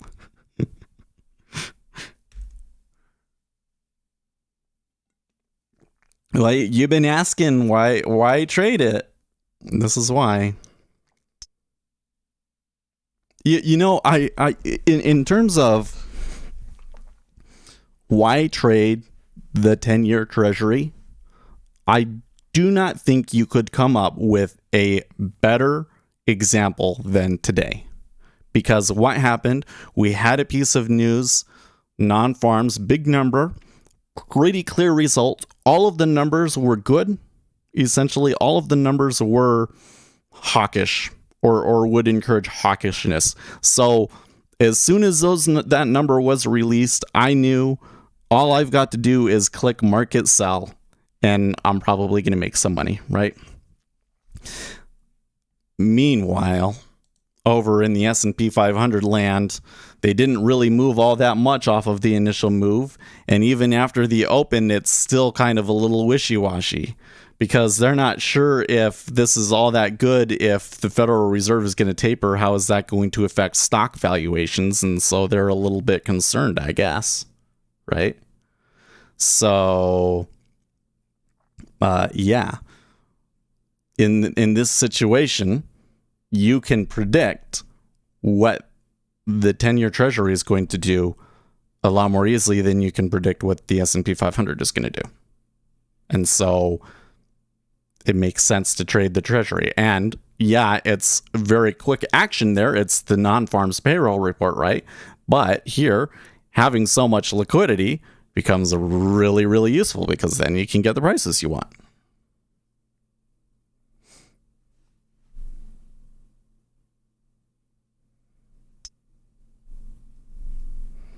When it's computer speed, that is just ridiculous. So that sweep order that they've been getting in the E-mini really is annoying. Like that shouldn't be happening. It's something like that happening every 5 minutes. That shouldn't be happening. They were all short. I don't know. It's like, we haven't seen it today, really, have we? So maybe they don't need it. Someone was unwinding size. Yeah, I guess. But, like, why do it in that manner? Like, I really kind of wonder why they're doing it that way. Like, what is it about it that you want to eat up that much liquidity that quickly, because all they're doing is messing up the liquidity. Ace's friend, only Ace's.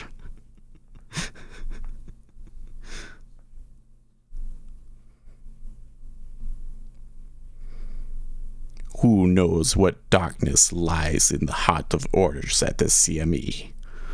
Only Ace's friend knows.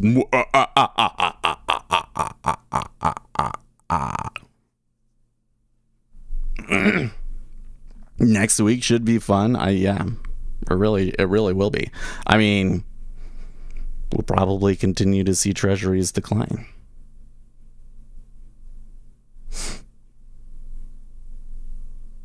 You ever watch that movie? What is it? It's called The Shadow, right?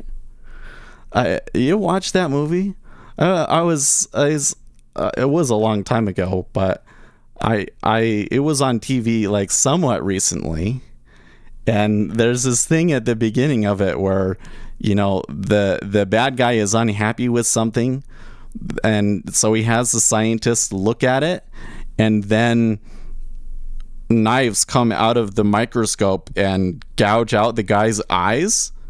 Oh, that is so, oh my gosh. I'm like, oh, this is a good clean movie, we'll come watch it. Oh wait, that guy just got his eyes gouged out. Seth likes long walks on the beach cuddling in teddy bears. I mean, long walks on the beach are just kind of okay, but I do like the cuddling. I tell you what, it's not like I'm touch deprived or anything like that, but when you're ADHD, you'll just get into this mode where like touch is like really, really great. and just getting and snuggling is like the greatest thing ever. No, the teddy bear. Oh, you mean the Pokemon? You mean the Jolteon? We do like Pokemon. Oh my gosh. Okay, so I don't know how she did this. We've been playing Pokemon Go again, and my wife has surpassed me in level. So like, I guess a part of it is like you get the lucky egg so you can double your XP, and there's all of these actions in the game now that give you more money. Like it used to be that you'd only get 100 XP per Pokemon that you caught, but now you can get up to 1,000 XP for a Pokemon, right?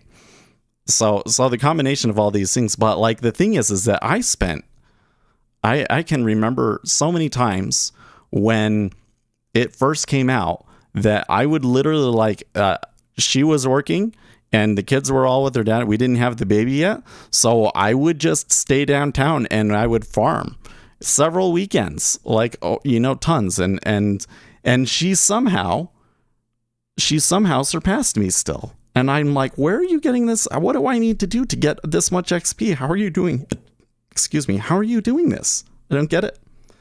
But she has surpassed me, and she is so funny with it. Like, so yesterday she finally caught enough Feebas to evolve the Melodic, which is like this really powerful serpent-like creature. It's like a Gyarados, but for, you know, maybe you're semi-familiar with Pokemon, but not the newer Pokemon. It's like Gyarados, but Gyarados is really angry and Melodic is really nice. All right. And she just loves this thing. And you can get it. You go into it and there's like the little VR thing, and you go into the VR thing and you feed it some berries and pet it, and then it likes you and it will come out of the Pokeball and follow you around on the map. And so she's like doing that and like sweet talking the Pokemon on the phone. On her phone. I'm like, who are you talking to over there? Nobody. It's like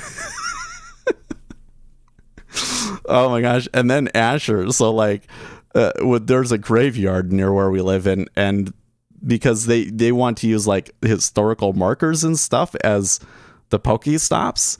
So what people did is they went and they would go use gravestones. And so there's a lot of Pokestops in graveyards.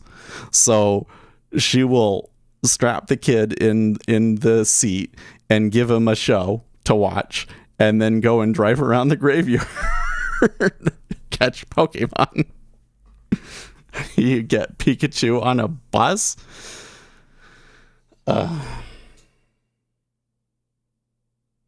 don't know. You're gonna give me a pun, aren't you? You're gonna make a pun joke. You know what? The E-mini was starting to look really good there for a second, and then it just I guess it's like not too bad of a pullback. You Pokemon? Oh, okay. That wasn't as good as I was expecting, to be honest, but it was still pretty okay. Dude, I watched. So let me. Did you ever see this?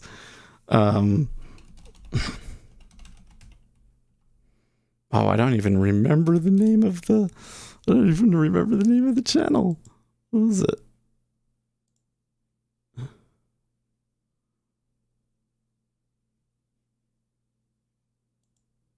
I have to go and find the video now. Yeah, there it is. Okay, hold on. Oh, did I make a video about that? I don't remember this one. I don't remember that. So when this was before we were doing the day trading too, right? I was like, hey, you know, what would be really great for YouTube is you just strap one of these, you know, a GoPro on your head and play Pokemon, right? So there's this place downtown where there's like 4 Pokestops and you can just sit in this field and catch them all. And oh my god, like this was when the game was just released. And I recorded this video. So like let's here, turn it up. Oh wait, I have to turn the sound on. Hopefully it won't be too loud. Just listen to everyone. So when I see it, I was like, oh, that's a big deal, right? But listen to everybody else as they all realize what Pokemon just showed up. Because it's a rare Pokemon. At the time, it was very rare. That's the Lapras. You hear all of the people? That's great. Like all of these people here in the grass, they're all playing Pokemon. I've been dreaming about having a Lapras for like, okay, come on. Let me throw the raspberry at him. I wanted to make a YouTube channel out of it, so I was like playing it up, right? Man, that game. Oh man, that's really good then. Peter, I didn't realize Pokemon Go was still a thing. You used to be able to use the API to see where they all were. And yeah, you can still kind of do that actually. Oh, I got him. They've made a lot of changes so that like trying to spoof and change your location and stuff doesn't work very well, but you can still like tap into the API and stuff. But what people will do is they'll just tap into the API and just spoof in one location so that they can play it at home but still be like they're out. Yeah, you already fed him one, and since you haven't hit him yet, the raspberry is still in effect. Anyways, she was... It's so funny. The game. Tell it to your kids, they'll find it hilarious. The joke, okay.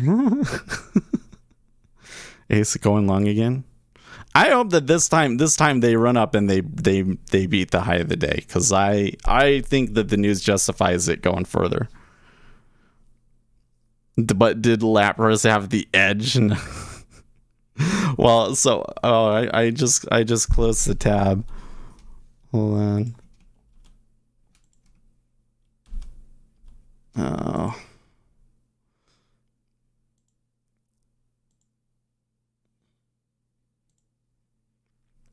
One of the things that I did was I caught a perfect Eevee. Okay, so today I want to share with you guys a very, very important advanced tip, and the reason this tip is so important is that this is how you guarantee... You know what? I really could have made like way more content with this. If I was to go back and do it now that I know as much as I do about YouTube from doing this channel, I bet you that I would have a YouTube channel with like 100,000 subscribers. So it's so popular. Still. It's still popular. To just look at... Will Pokemon Go work on Uzi's flip phone? Probably. 507. We usually would just keep the top CP Pokemon and discard the rest. It's changed too, because you used to have to use an application to see what the IVs were, and now the game shows you. Possible max CP. So what am I talking about? Well, I'm talking about intrinsic values. So every Pokemon has intrinsic values. That's funny. Defense and stamina. Individual values. The game doesn't show these to you. You see, that was my... I was still into markets back then, even before I started the channel, right? Even before I started futures trading. Pokemon, and it will tell you what the intrinsic values are. Ace is like, I need everybody to get long. I see what's going on here, Ace. Advisor.com.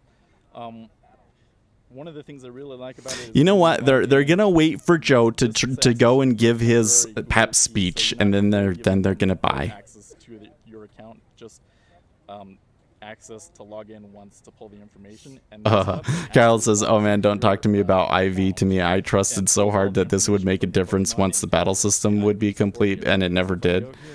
Well, it actually does matter to some extent. With the trainer battles that they have now, it doesn't matter nearly as much as the actual level of your Pokemon. Yeah.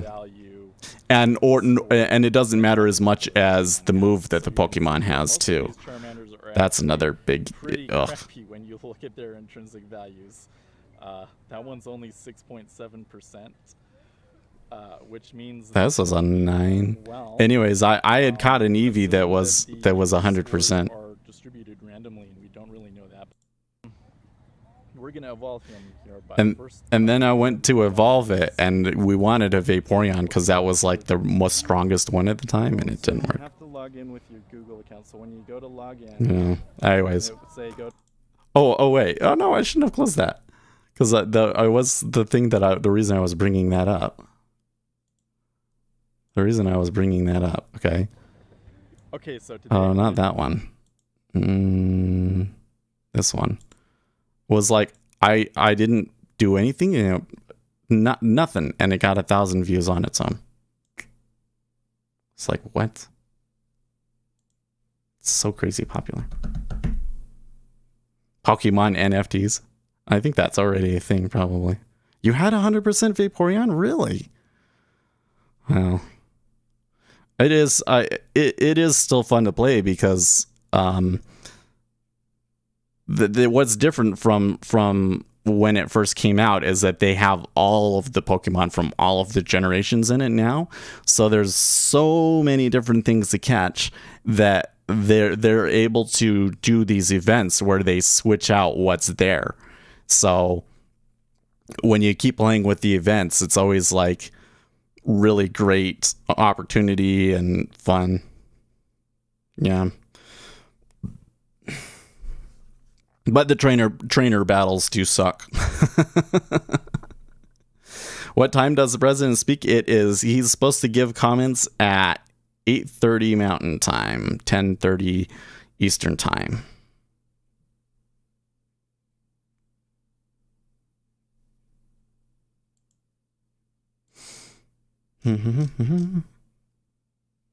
But I think it's very doubtful that he's going to say anything significant, right?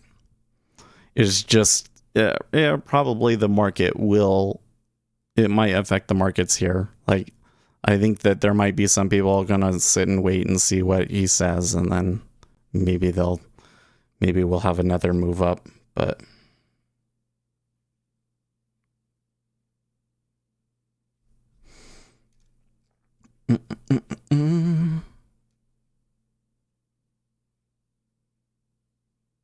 oh man, what did this crap happen in Robinhood again?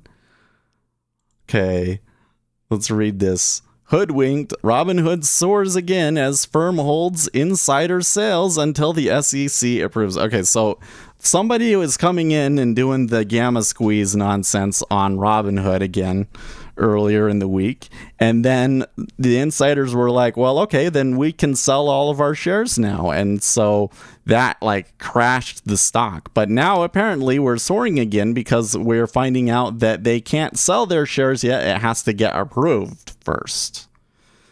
It appears buyers have unrealized that these insider sales are still imminent. Yeah.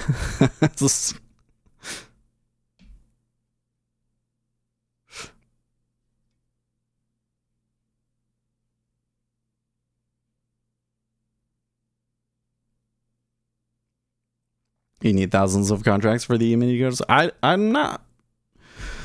The more that I learn, the more I'm kind of realize that it doesn't take that much to move price.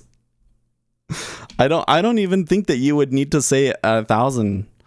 Like, right now, let's come in here. Oh, you know what? We need to change this. Let's change this to the correct instrument so we can see.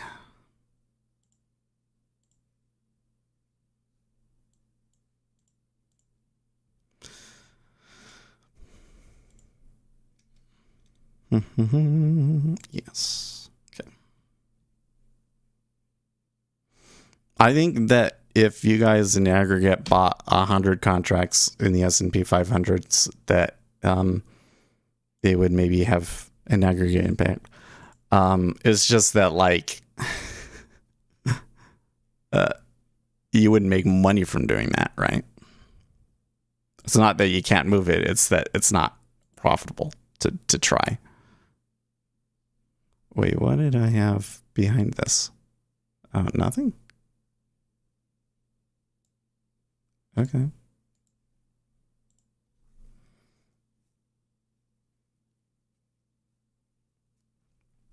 Alex, why do we get better tax incentive to trade futures? Does the government want us to trade futures over equity? Good question, actually. So the original justification behind giving the preferential tax treatment to futures trading was because futures trading was largely commodities. So, you know, it was farmers. Yep, there you go. He says it because they recognize some farmers actually use it and they want to give them a break. Yeah. So basically this is what happened. They set this thing up for farmers, and then, you know, they created the treasuries. The government was like, well, we want people to trade treasuries because that's good for the government to have a lot of liquidity for treasuries. And then the CME started getting clever with it and was like, well, what we could do, though, is we could create a cash settled future, and then it would allow you to trade the S&P 500 with the preferential tax treatment. And so that's what they did.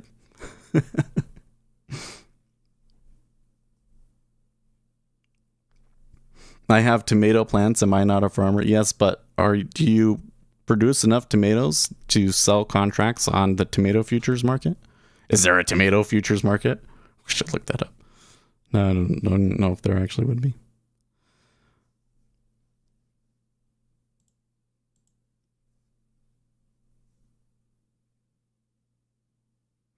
Goldman Sachs raises chance for a formal taper announcement in November. Blockbuster back-to-back months of employment gains confirm we are well on our way towards full employment. Let's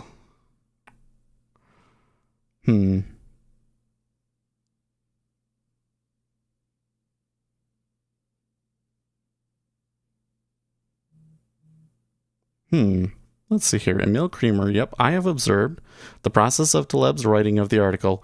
Very considerate. This is another one of those cases where who is shouting is more telling than what is being shouted in the first place. And Nassim is retweeting that and saying, people don't get that I started using Twitter for people to correct my aphorisms, then my equations, then my papers, then my chapters. Fighting Monsanto and BS vendors came later as an entertaining part of the process.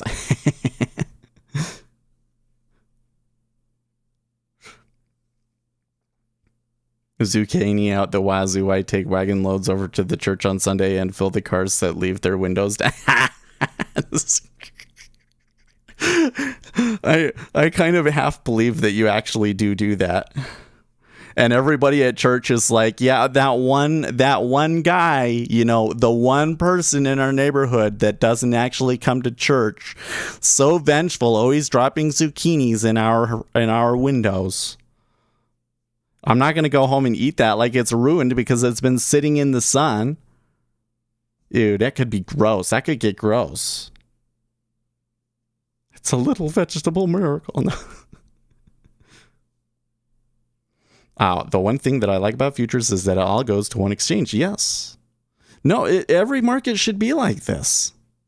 Like, I understand why the stocks aren't like that, but it's mostly historical. Like, it's time to get in line. And I do think that in our lifetimes it will happen. but it might be a really long time. But at some point in the future, they're going to be like, yeah, we need to have everything in one place. And I think, some of these discoveries that researchers are making about how important order flow is and things like that, I think will go a long way towards convincing regulators that this should be required, that they need to have everything in one place, that the trade should be happening in a central location, and that everybody should be able to see all of the orders. Why does stocks level 2 suck so much? Yeah. Well, because the NASDAQ is the only one that really ever provided that kind of stuff, and most retail brokers see no reason to provide it to their customers because their customers wouldn't understand or use it, right?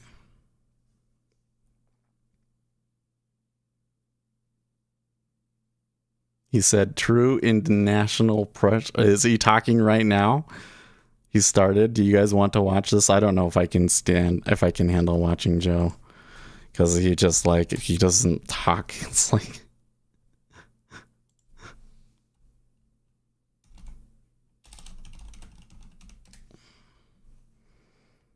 let's see here. Do they have? Yep. President Biden delivers remarks. Oh no, I still have it. It's not on. It's not going. He will deliver remarks shortly. I hope this isn't going to be one of those things like it always was with Donald Trump, where they say we're going to start at 8:30 and then it actually starts at 9:30 because they're always an hour late to freaking everything. I don't miss that about Trump.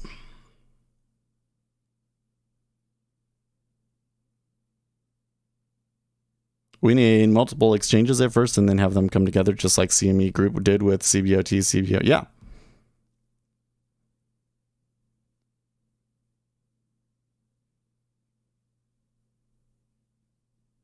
Can you get order flow from stocks into Jigsaw like Tom? So my understanding is that Jigsaw does not really support stocks at the moment, but that they were planning on some features that would do that. I think that kind of what happened at Jigsaw was that they were paying developers to do things, and they weren't they were having problems with that, and so finally they battened things down and got a dedicated group of developers that live in the same area and, to do serious work on it. So they have a release planned next month, I think it was. I think it was next month. They have to hide or obfuscate large orders somehow so those large orders don't crash the market. Are you just going to take it right there, Ace? Oh, okay. I really think I'm going to hold. I can't believe that I didn't get stopped out of that, by the way.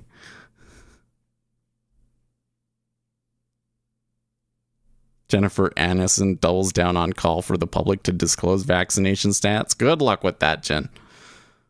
Yep, they do that with dark pools. Yeah, I mean, I really don't think that dark pools should be allowed, but I don't know. Like I do think that they should be able to do a large transaction like over the counter. It's just that I think that once they've done that transaction, that it should be reported to the market immediately. It shouldn't be at the end of the day. That I think is really sketch.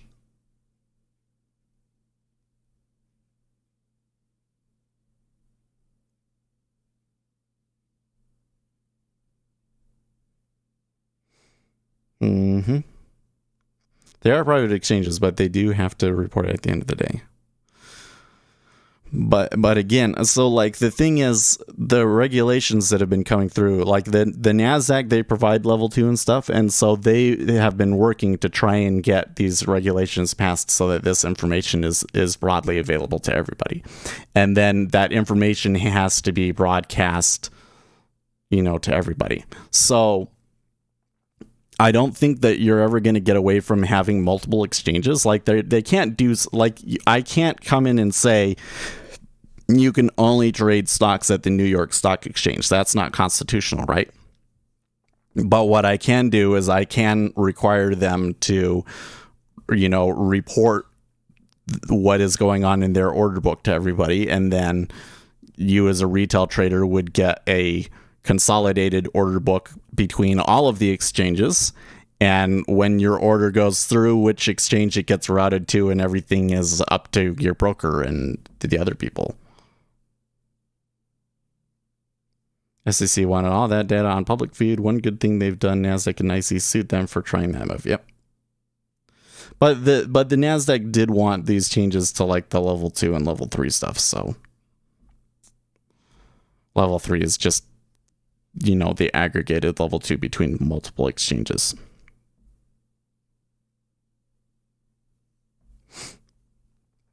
That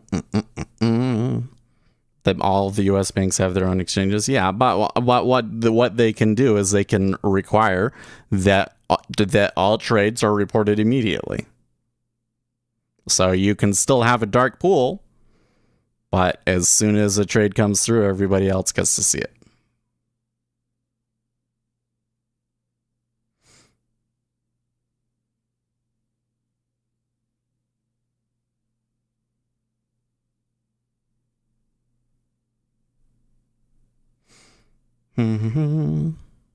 Oh, that's what I'm missing here. There we go. Okay. I was like, why am I not seeing, this doesn't look right. It was because I had the dollar there. Look at how much the dollar has moved today. That's not particularly positive for stocks.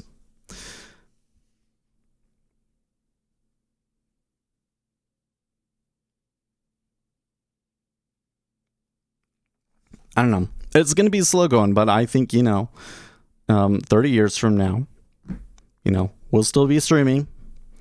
And I'm sure that some of these rules will change. And I hope that the markets become more transparent in that effect. And the reason, again, that I think that it's possible that we'll go to that. And yeah, like the NASDAQ and the NYSE and plenty of other people have invested in not letting that happen. But because we understand how important order flow is and that it's responsible for the majority of volatility, the regulators have reason to require it. And so I think that in the long run, the regulators will win out, and it'll be a slow change, but that they will get things to where, you have the same kind of stocks and fairness. You have the same kind of information and fairness that you have in the futures markets with the equities markets. And we could scalp like we do on futures in stocks. And the other one I'm not so sure about, but I hope that at some point in the future, they get rid of the wash trading rule. And they just say, if the, how do we do this? Like you have to apply for a license to become a market maker. And if you're a market maker, then all of your trading is taxed at the regular tax rate. Like your total profit and loss at the end of the year, and that's taxed at the regular tax rate on all activity done in your market making account. And then all of this stuff for wash trading and everything doesn't, only applies to your retirement accounts. Or better yet, they just get rid of capital gains taxes for regular Americans.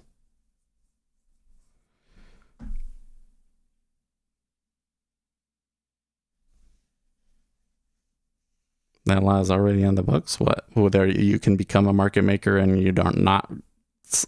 you're not subject to the wash trading rules. I don't think it works that way.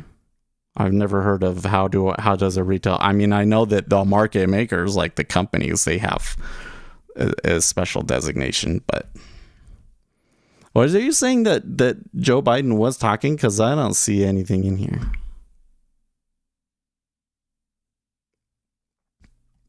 Doesn't look like he's talking yet. I'm just gonna put this back over here. Maybe he talks later.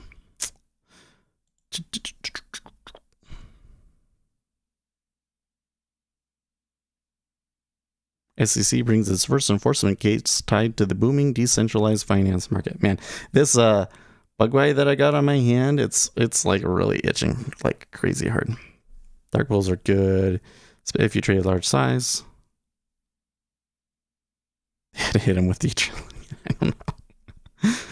This guy, it really is kind of funny with a Joe Biden.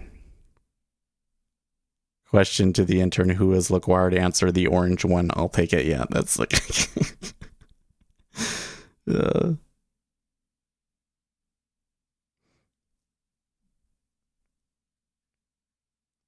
Oh, and count on any tax reduction. Yeah, that's, if we ever get rid of the capital gains tax for average Americans, it's going to be a Republican that does it. Yeah.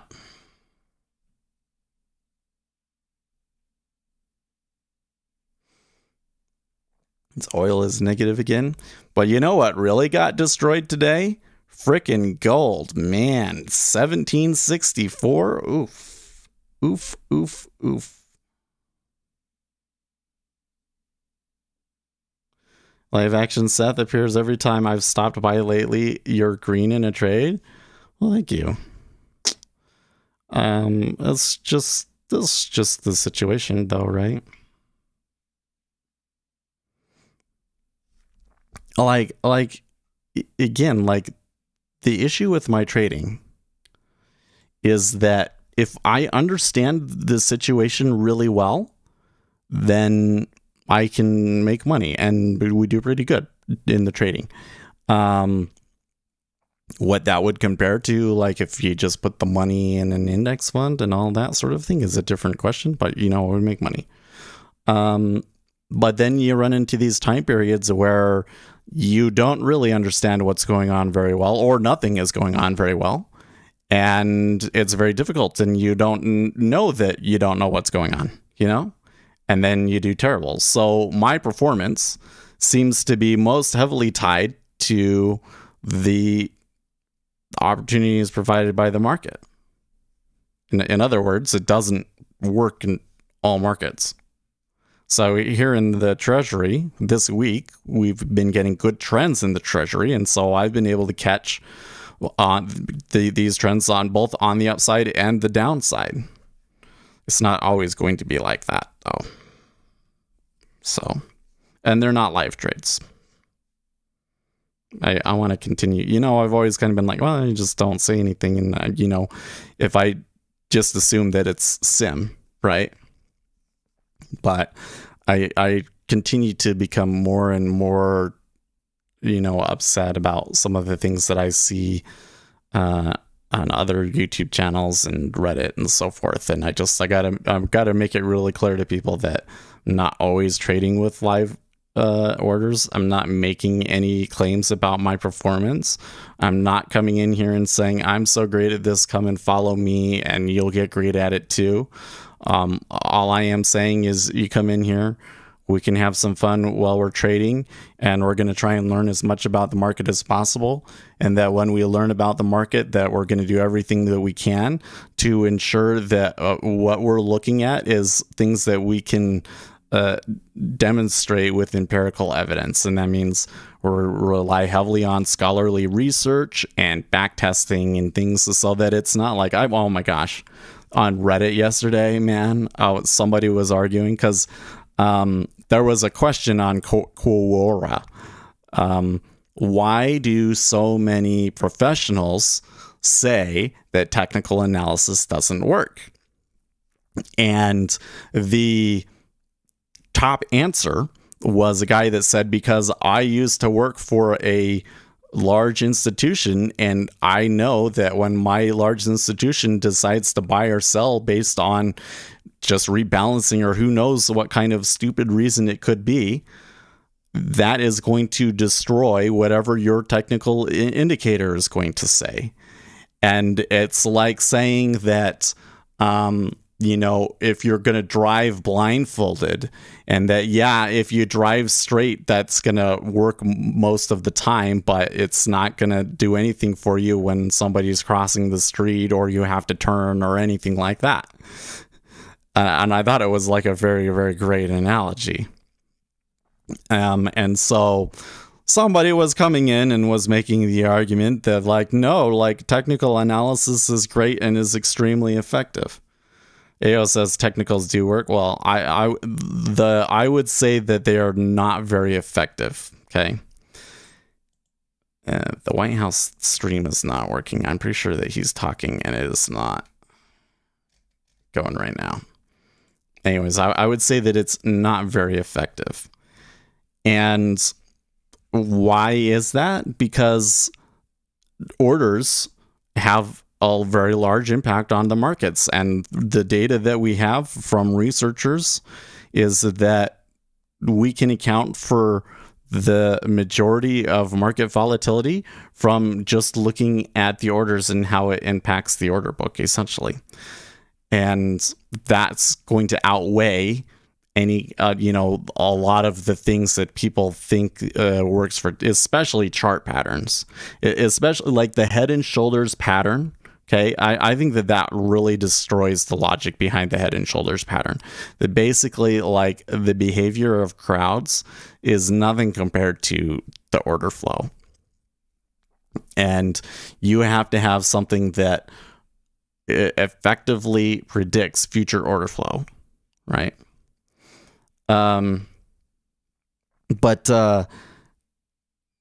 So this guy was like, well, I'm not just making this stuff up. I'm getting this from, like, I'm trading this every day. As though like his argument was, well, I'm making money with it. And that is the best and most perfect proof that technical analysis does work. Deliberate and I was like, attack and a clear violation of international law. Need to turn that off now. And I was like, do you realize how ineffective that is as evidence for something? A retail trader on Reddit says that they're making money with it. Like, everybody here trades. We know that 95% of them are going to blow out eventually. I'm going to bet that the number of people that have, like, started trading and say that they're profitable is a little bit higher right now because the reckoning hasn't come, but eventually reckoning will come and those guys will blow out too. And meanwhile, I'm sitting here like, look, dude, I used to sit in front of a computer screen and I could see the position of every hedge fund that worked with Goldman Sachs. And I could tell you what their position was and when they were making their orders and what kind of effect that it had on stocks. And I investigated this quite thoroughly. And the end result is that what they're doing is the majority of movement out there. and there's all of these studies that have gone through that show this stuff and provide us insight into why the market behaves the way that we do. And we can go and we can backtest certain technical setups. And then the response is, well, it works for me. Like, are you kidding me, man? Oh, I laughed so hard when I read that. I was like, dude, like, you missed the whole point of the post. The experts, the guys that understand the market enough, are telling you that, like, it's probably not the way to go. And people still want to believe that it works. Technicals should be used to get a perception of human behavior, but you need to combine that with order flow. Well, yeah, but the argument that I'm kind of trying to make here, AO, is that if there are market inefficiencies that are created because of human behavior, they are, one, going to be overshadowed by the movement that is created from order flow, and two, you're probably only going to be able to see them on very high time frames. So, like, I think that human behavior comes into play as it relates to how things go through the interest rate cycle. And, the whole, build up and then we have a crash. And that's where I think you see human behavior. But when people come in and they say, well, here's a head and shoulders on a 1 minute chart, like, just ignore it. It doesn't matter. Even if it is actually a thing, it's insignificant compared to the order flow. He says that's true. Yeah, well, let's not say that that's true. Let's say that that's likely the case. Because that's still like what we would say is a theory. We have a theory and we have a lot of evidence to back up the idea that the majority of the volatility comes from the orders.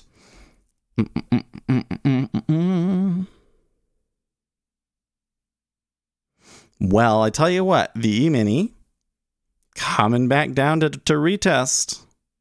They're like, we can't go up yet. We haven't set out yet.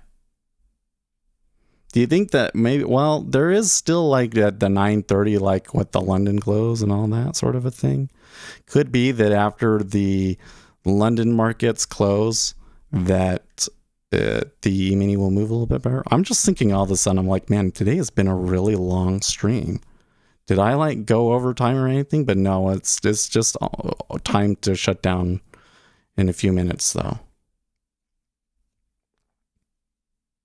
Well, there you go. Technicals are crap on all lower time frames, but the big time frames, they do shed light on human sentiment. I think that there could be some truth to that, yeah. Because I've definitely if there's anything that I'm sure of, it's that technicals are extremely ineffective on short time frames. Yes, because almost every technical indicator that I've ever tested, back tested on a 1 minute chart on the S&P 500 does poorly.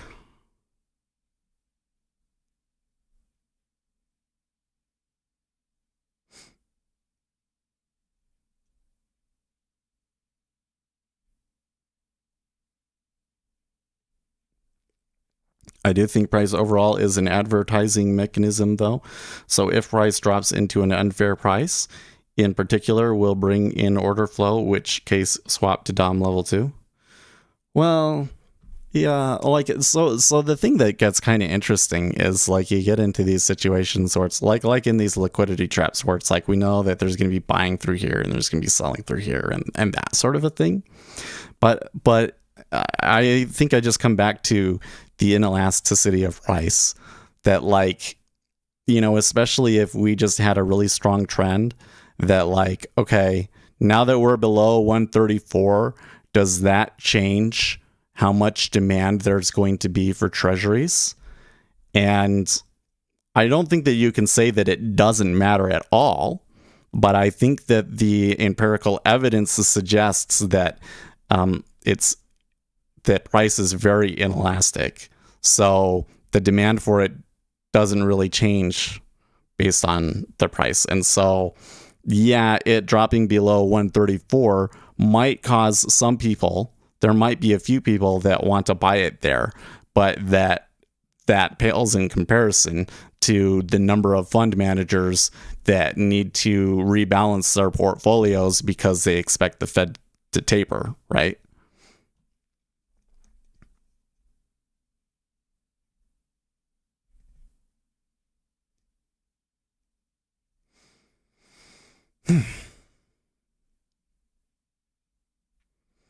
There can be probabilistic less risk management controlled, but most retail traders don't even know their stats nor put in proper risk plans.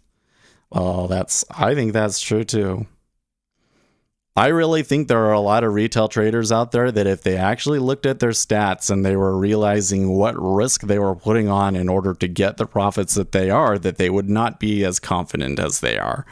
Like all these guys on Reddit that act really confident, if they understood their performance from a risk-adjusted perspective, they would really look at their trading differently.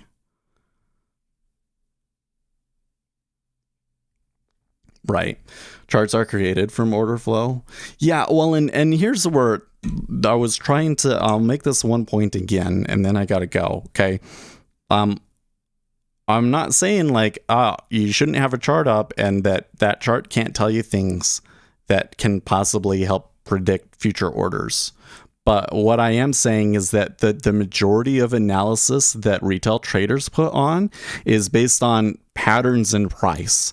Price was here and now it's here and then it was here, and that should mean that X sync should happen and that there's stops here or something like that. And I'm saying because price is inelastic, those things are not really very effective. But if you can look at the volume and you can find patterns in and I wouldn't even say patterns, but statistical aberrations in the volume that can give you an edge in predicting future volume, that's where, you can get something. And then that kind of comes back into like, what is really the definition of technical analysis? Is technical analysis just the analyzing past prices to try and predict future prices? If that is the case, then yeah, technical analysis is just complete nonsense. Is technical analysis the analysis of data generated by financial markets? That's different, right? Because we know that we can pull some things out of the data generated by financial markets that can potentially, in certain situations, tell us things about future order flow. But then it's kind of like some people want to say, well, you should just only look at the data generated by the market. And my response is no, because there is data that is generated outside of the market that is going to be much more effective at predicting new orders coming through, like knowing what the jobs number is. The sooner that you know that number and how significant it is, the sooner you can know how many orders are potentially going to come in after you and know how good the trade could be. Okay, well, I got to get going. So, what do we call it? What do we say when the non-farms are really good? Smash out, blowout. Stellar non-farms. Stellar non-farms raises Specter of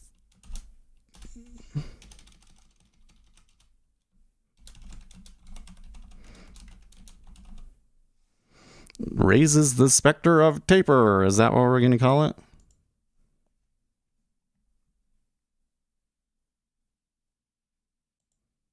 That's what I'm going to call it. Hey guys, I got to get going. I wish we could talk some more, but we'll be here on Monday and we can talk. Maybe we can go. Hopefully I can do some research this weekend and maybe we can have some more stuff.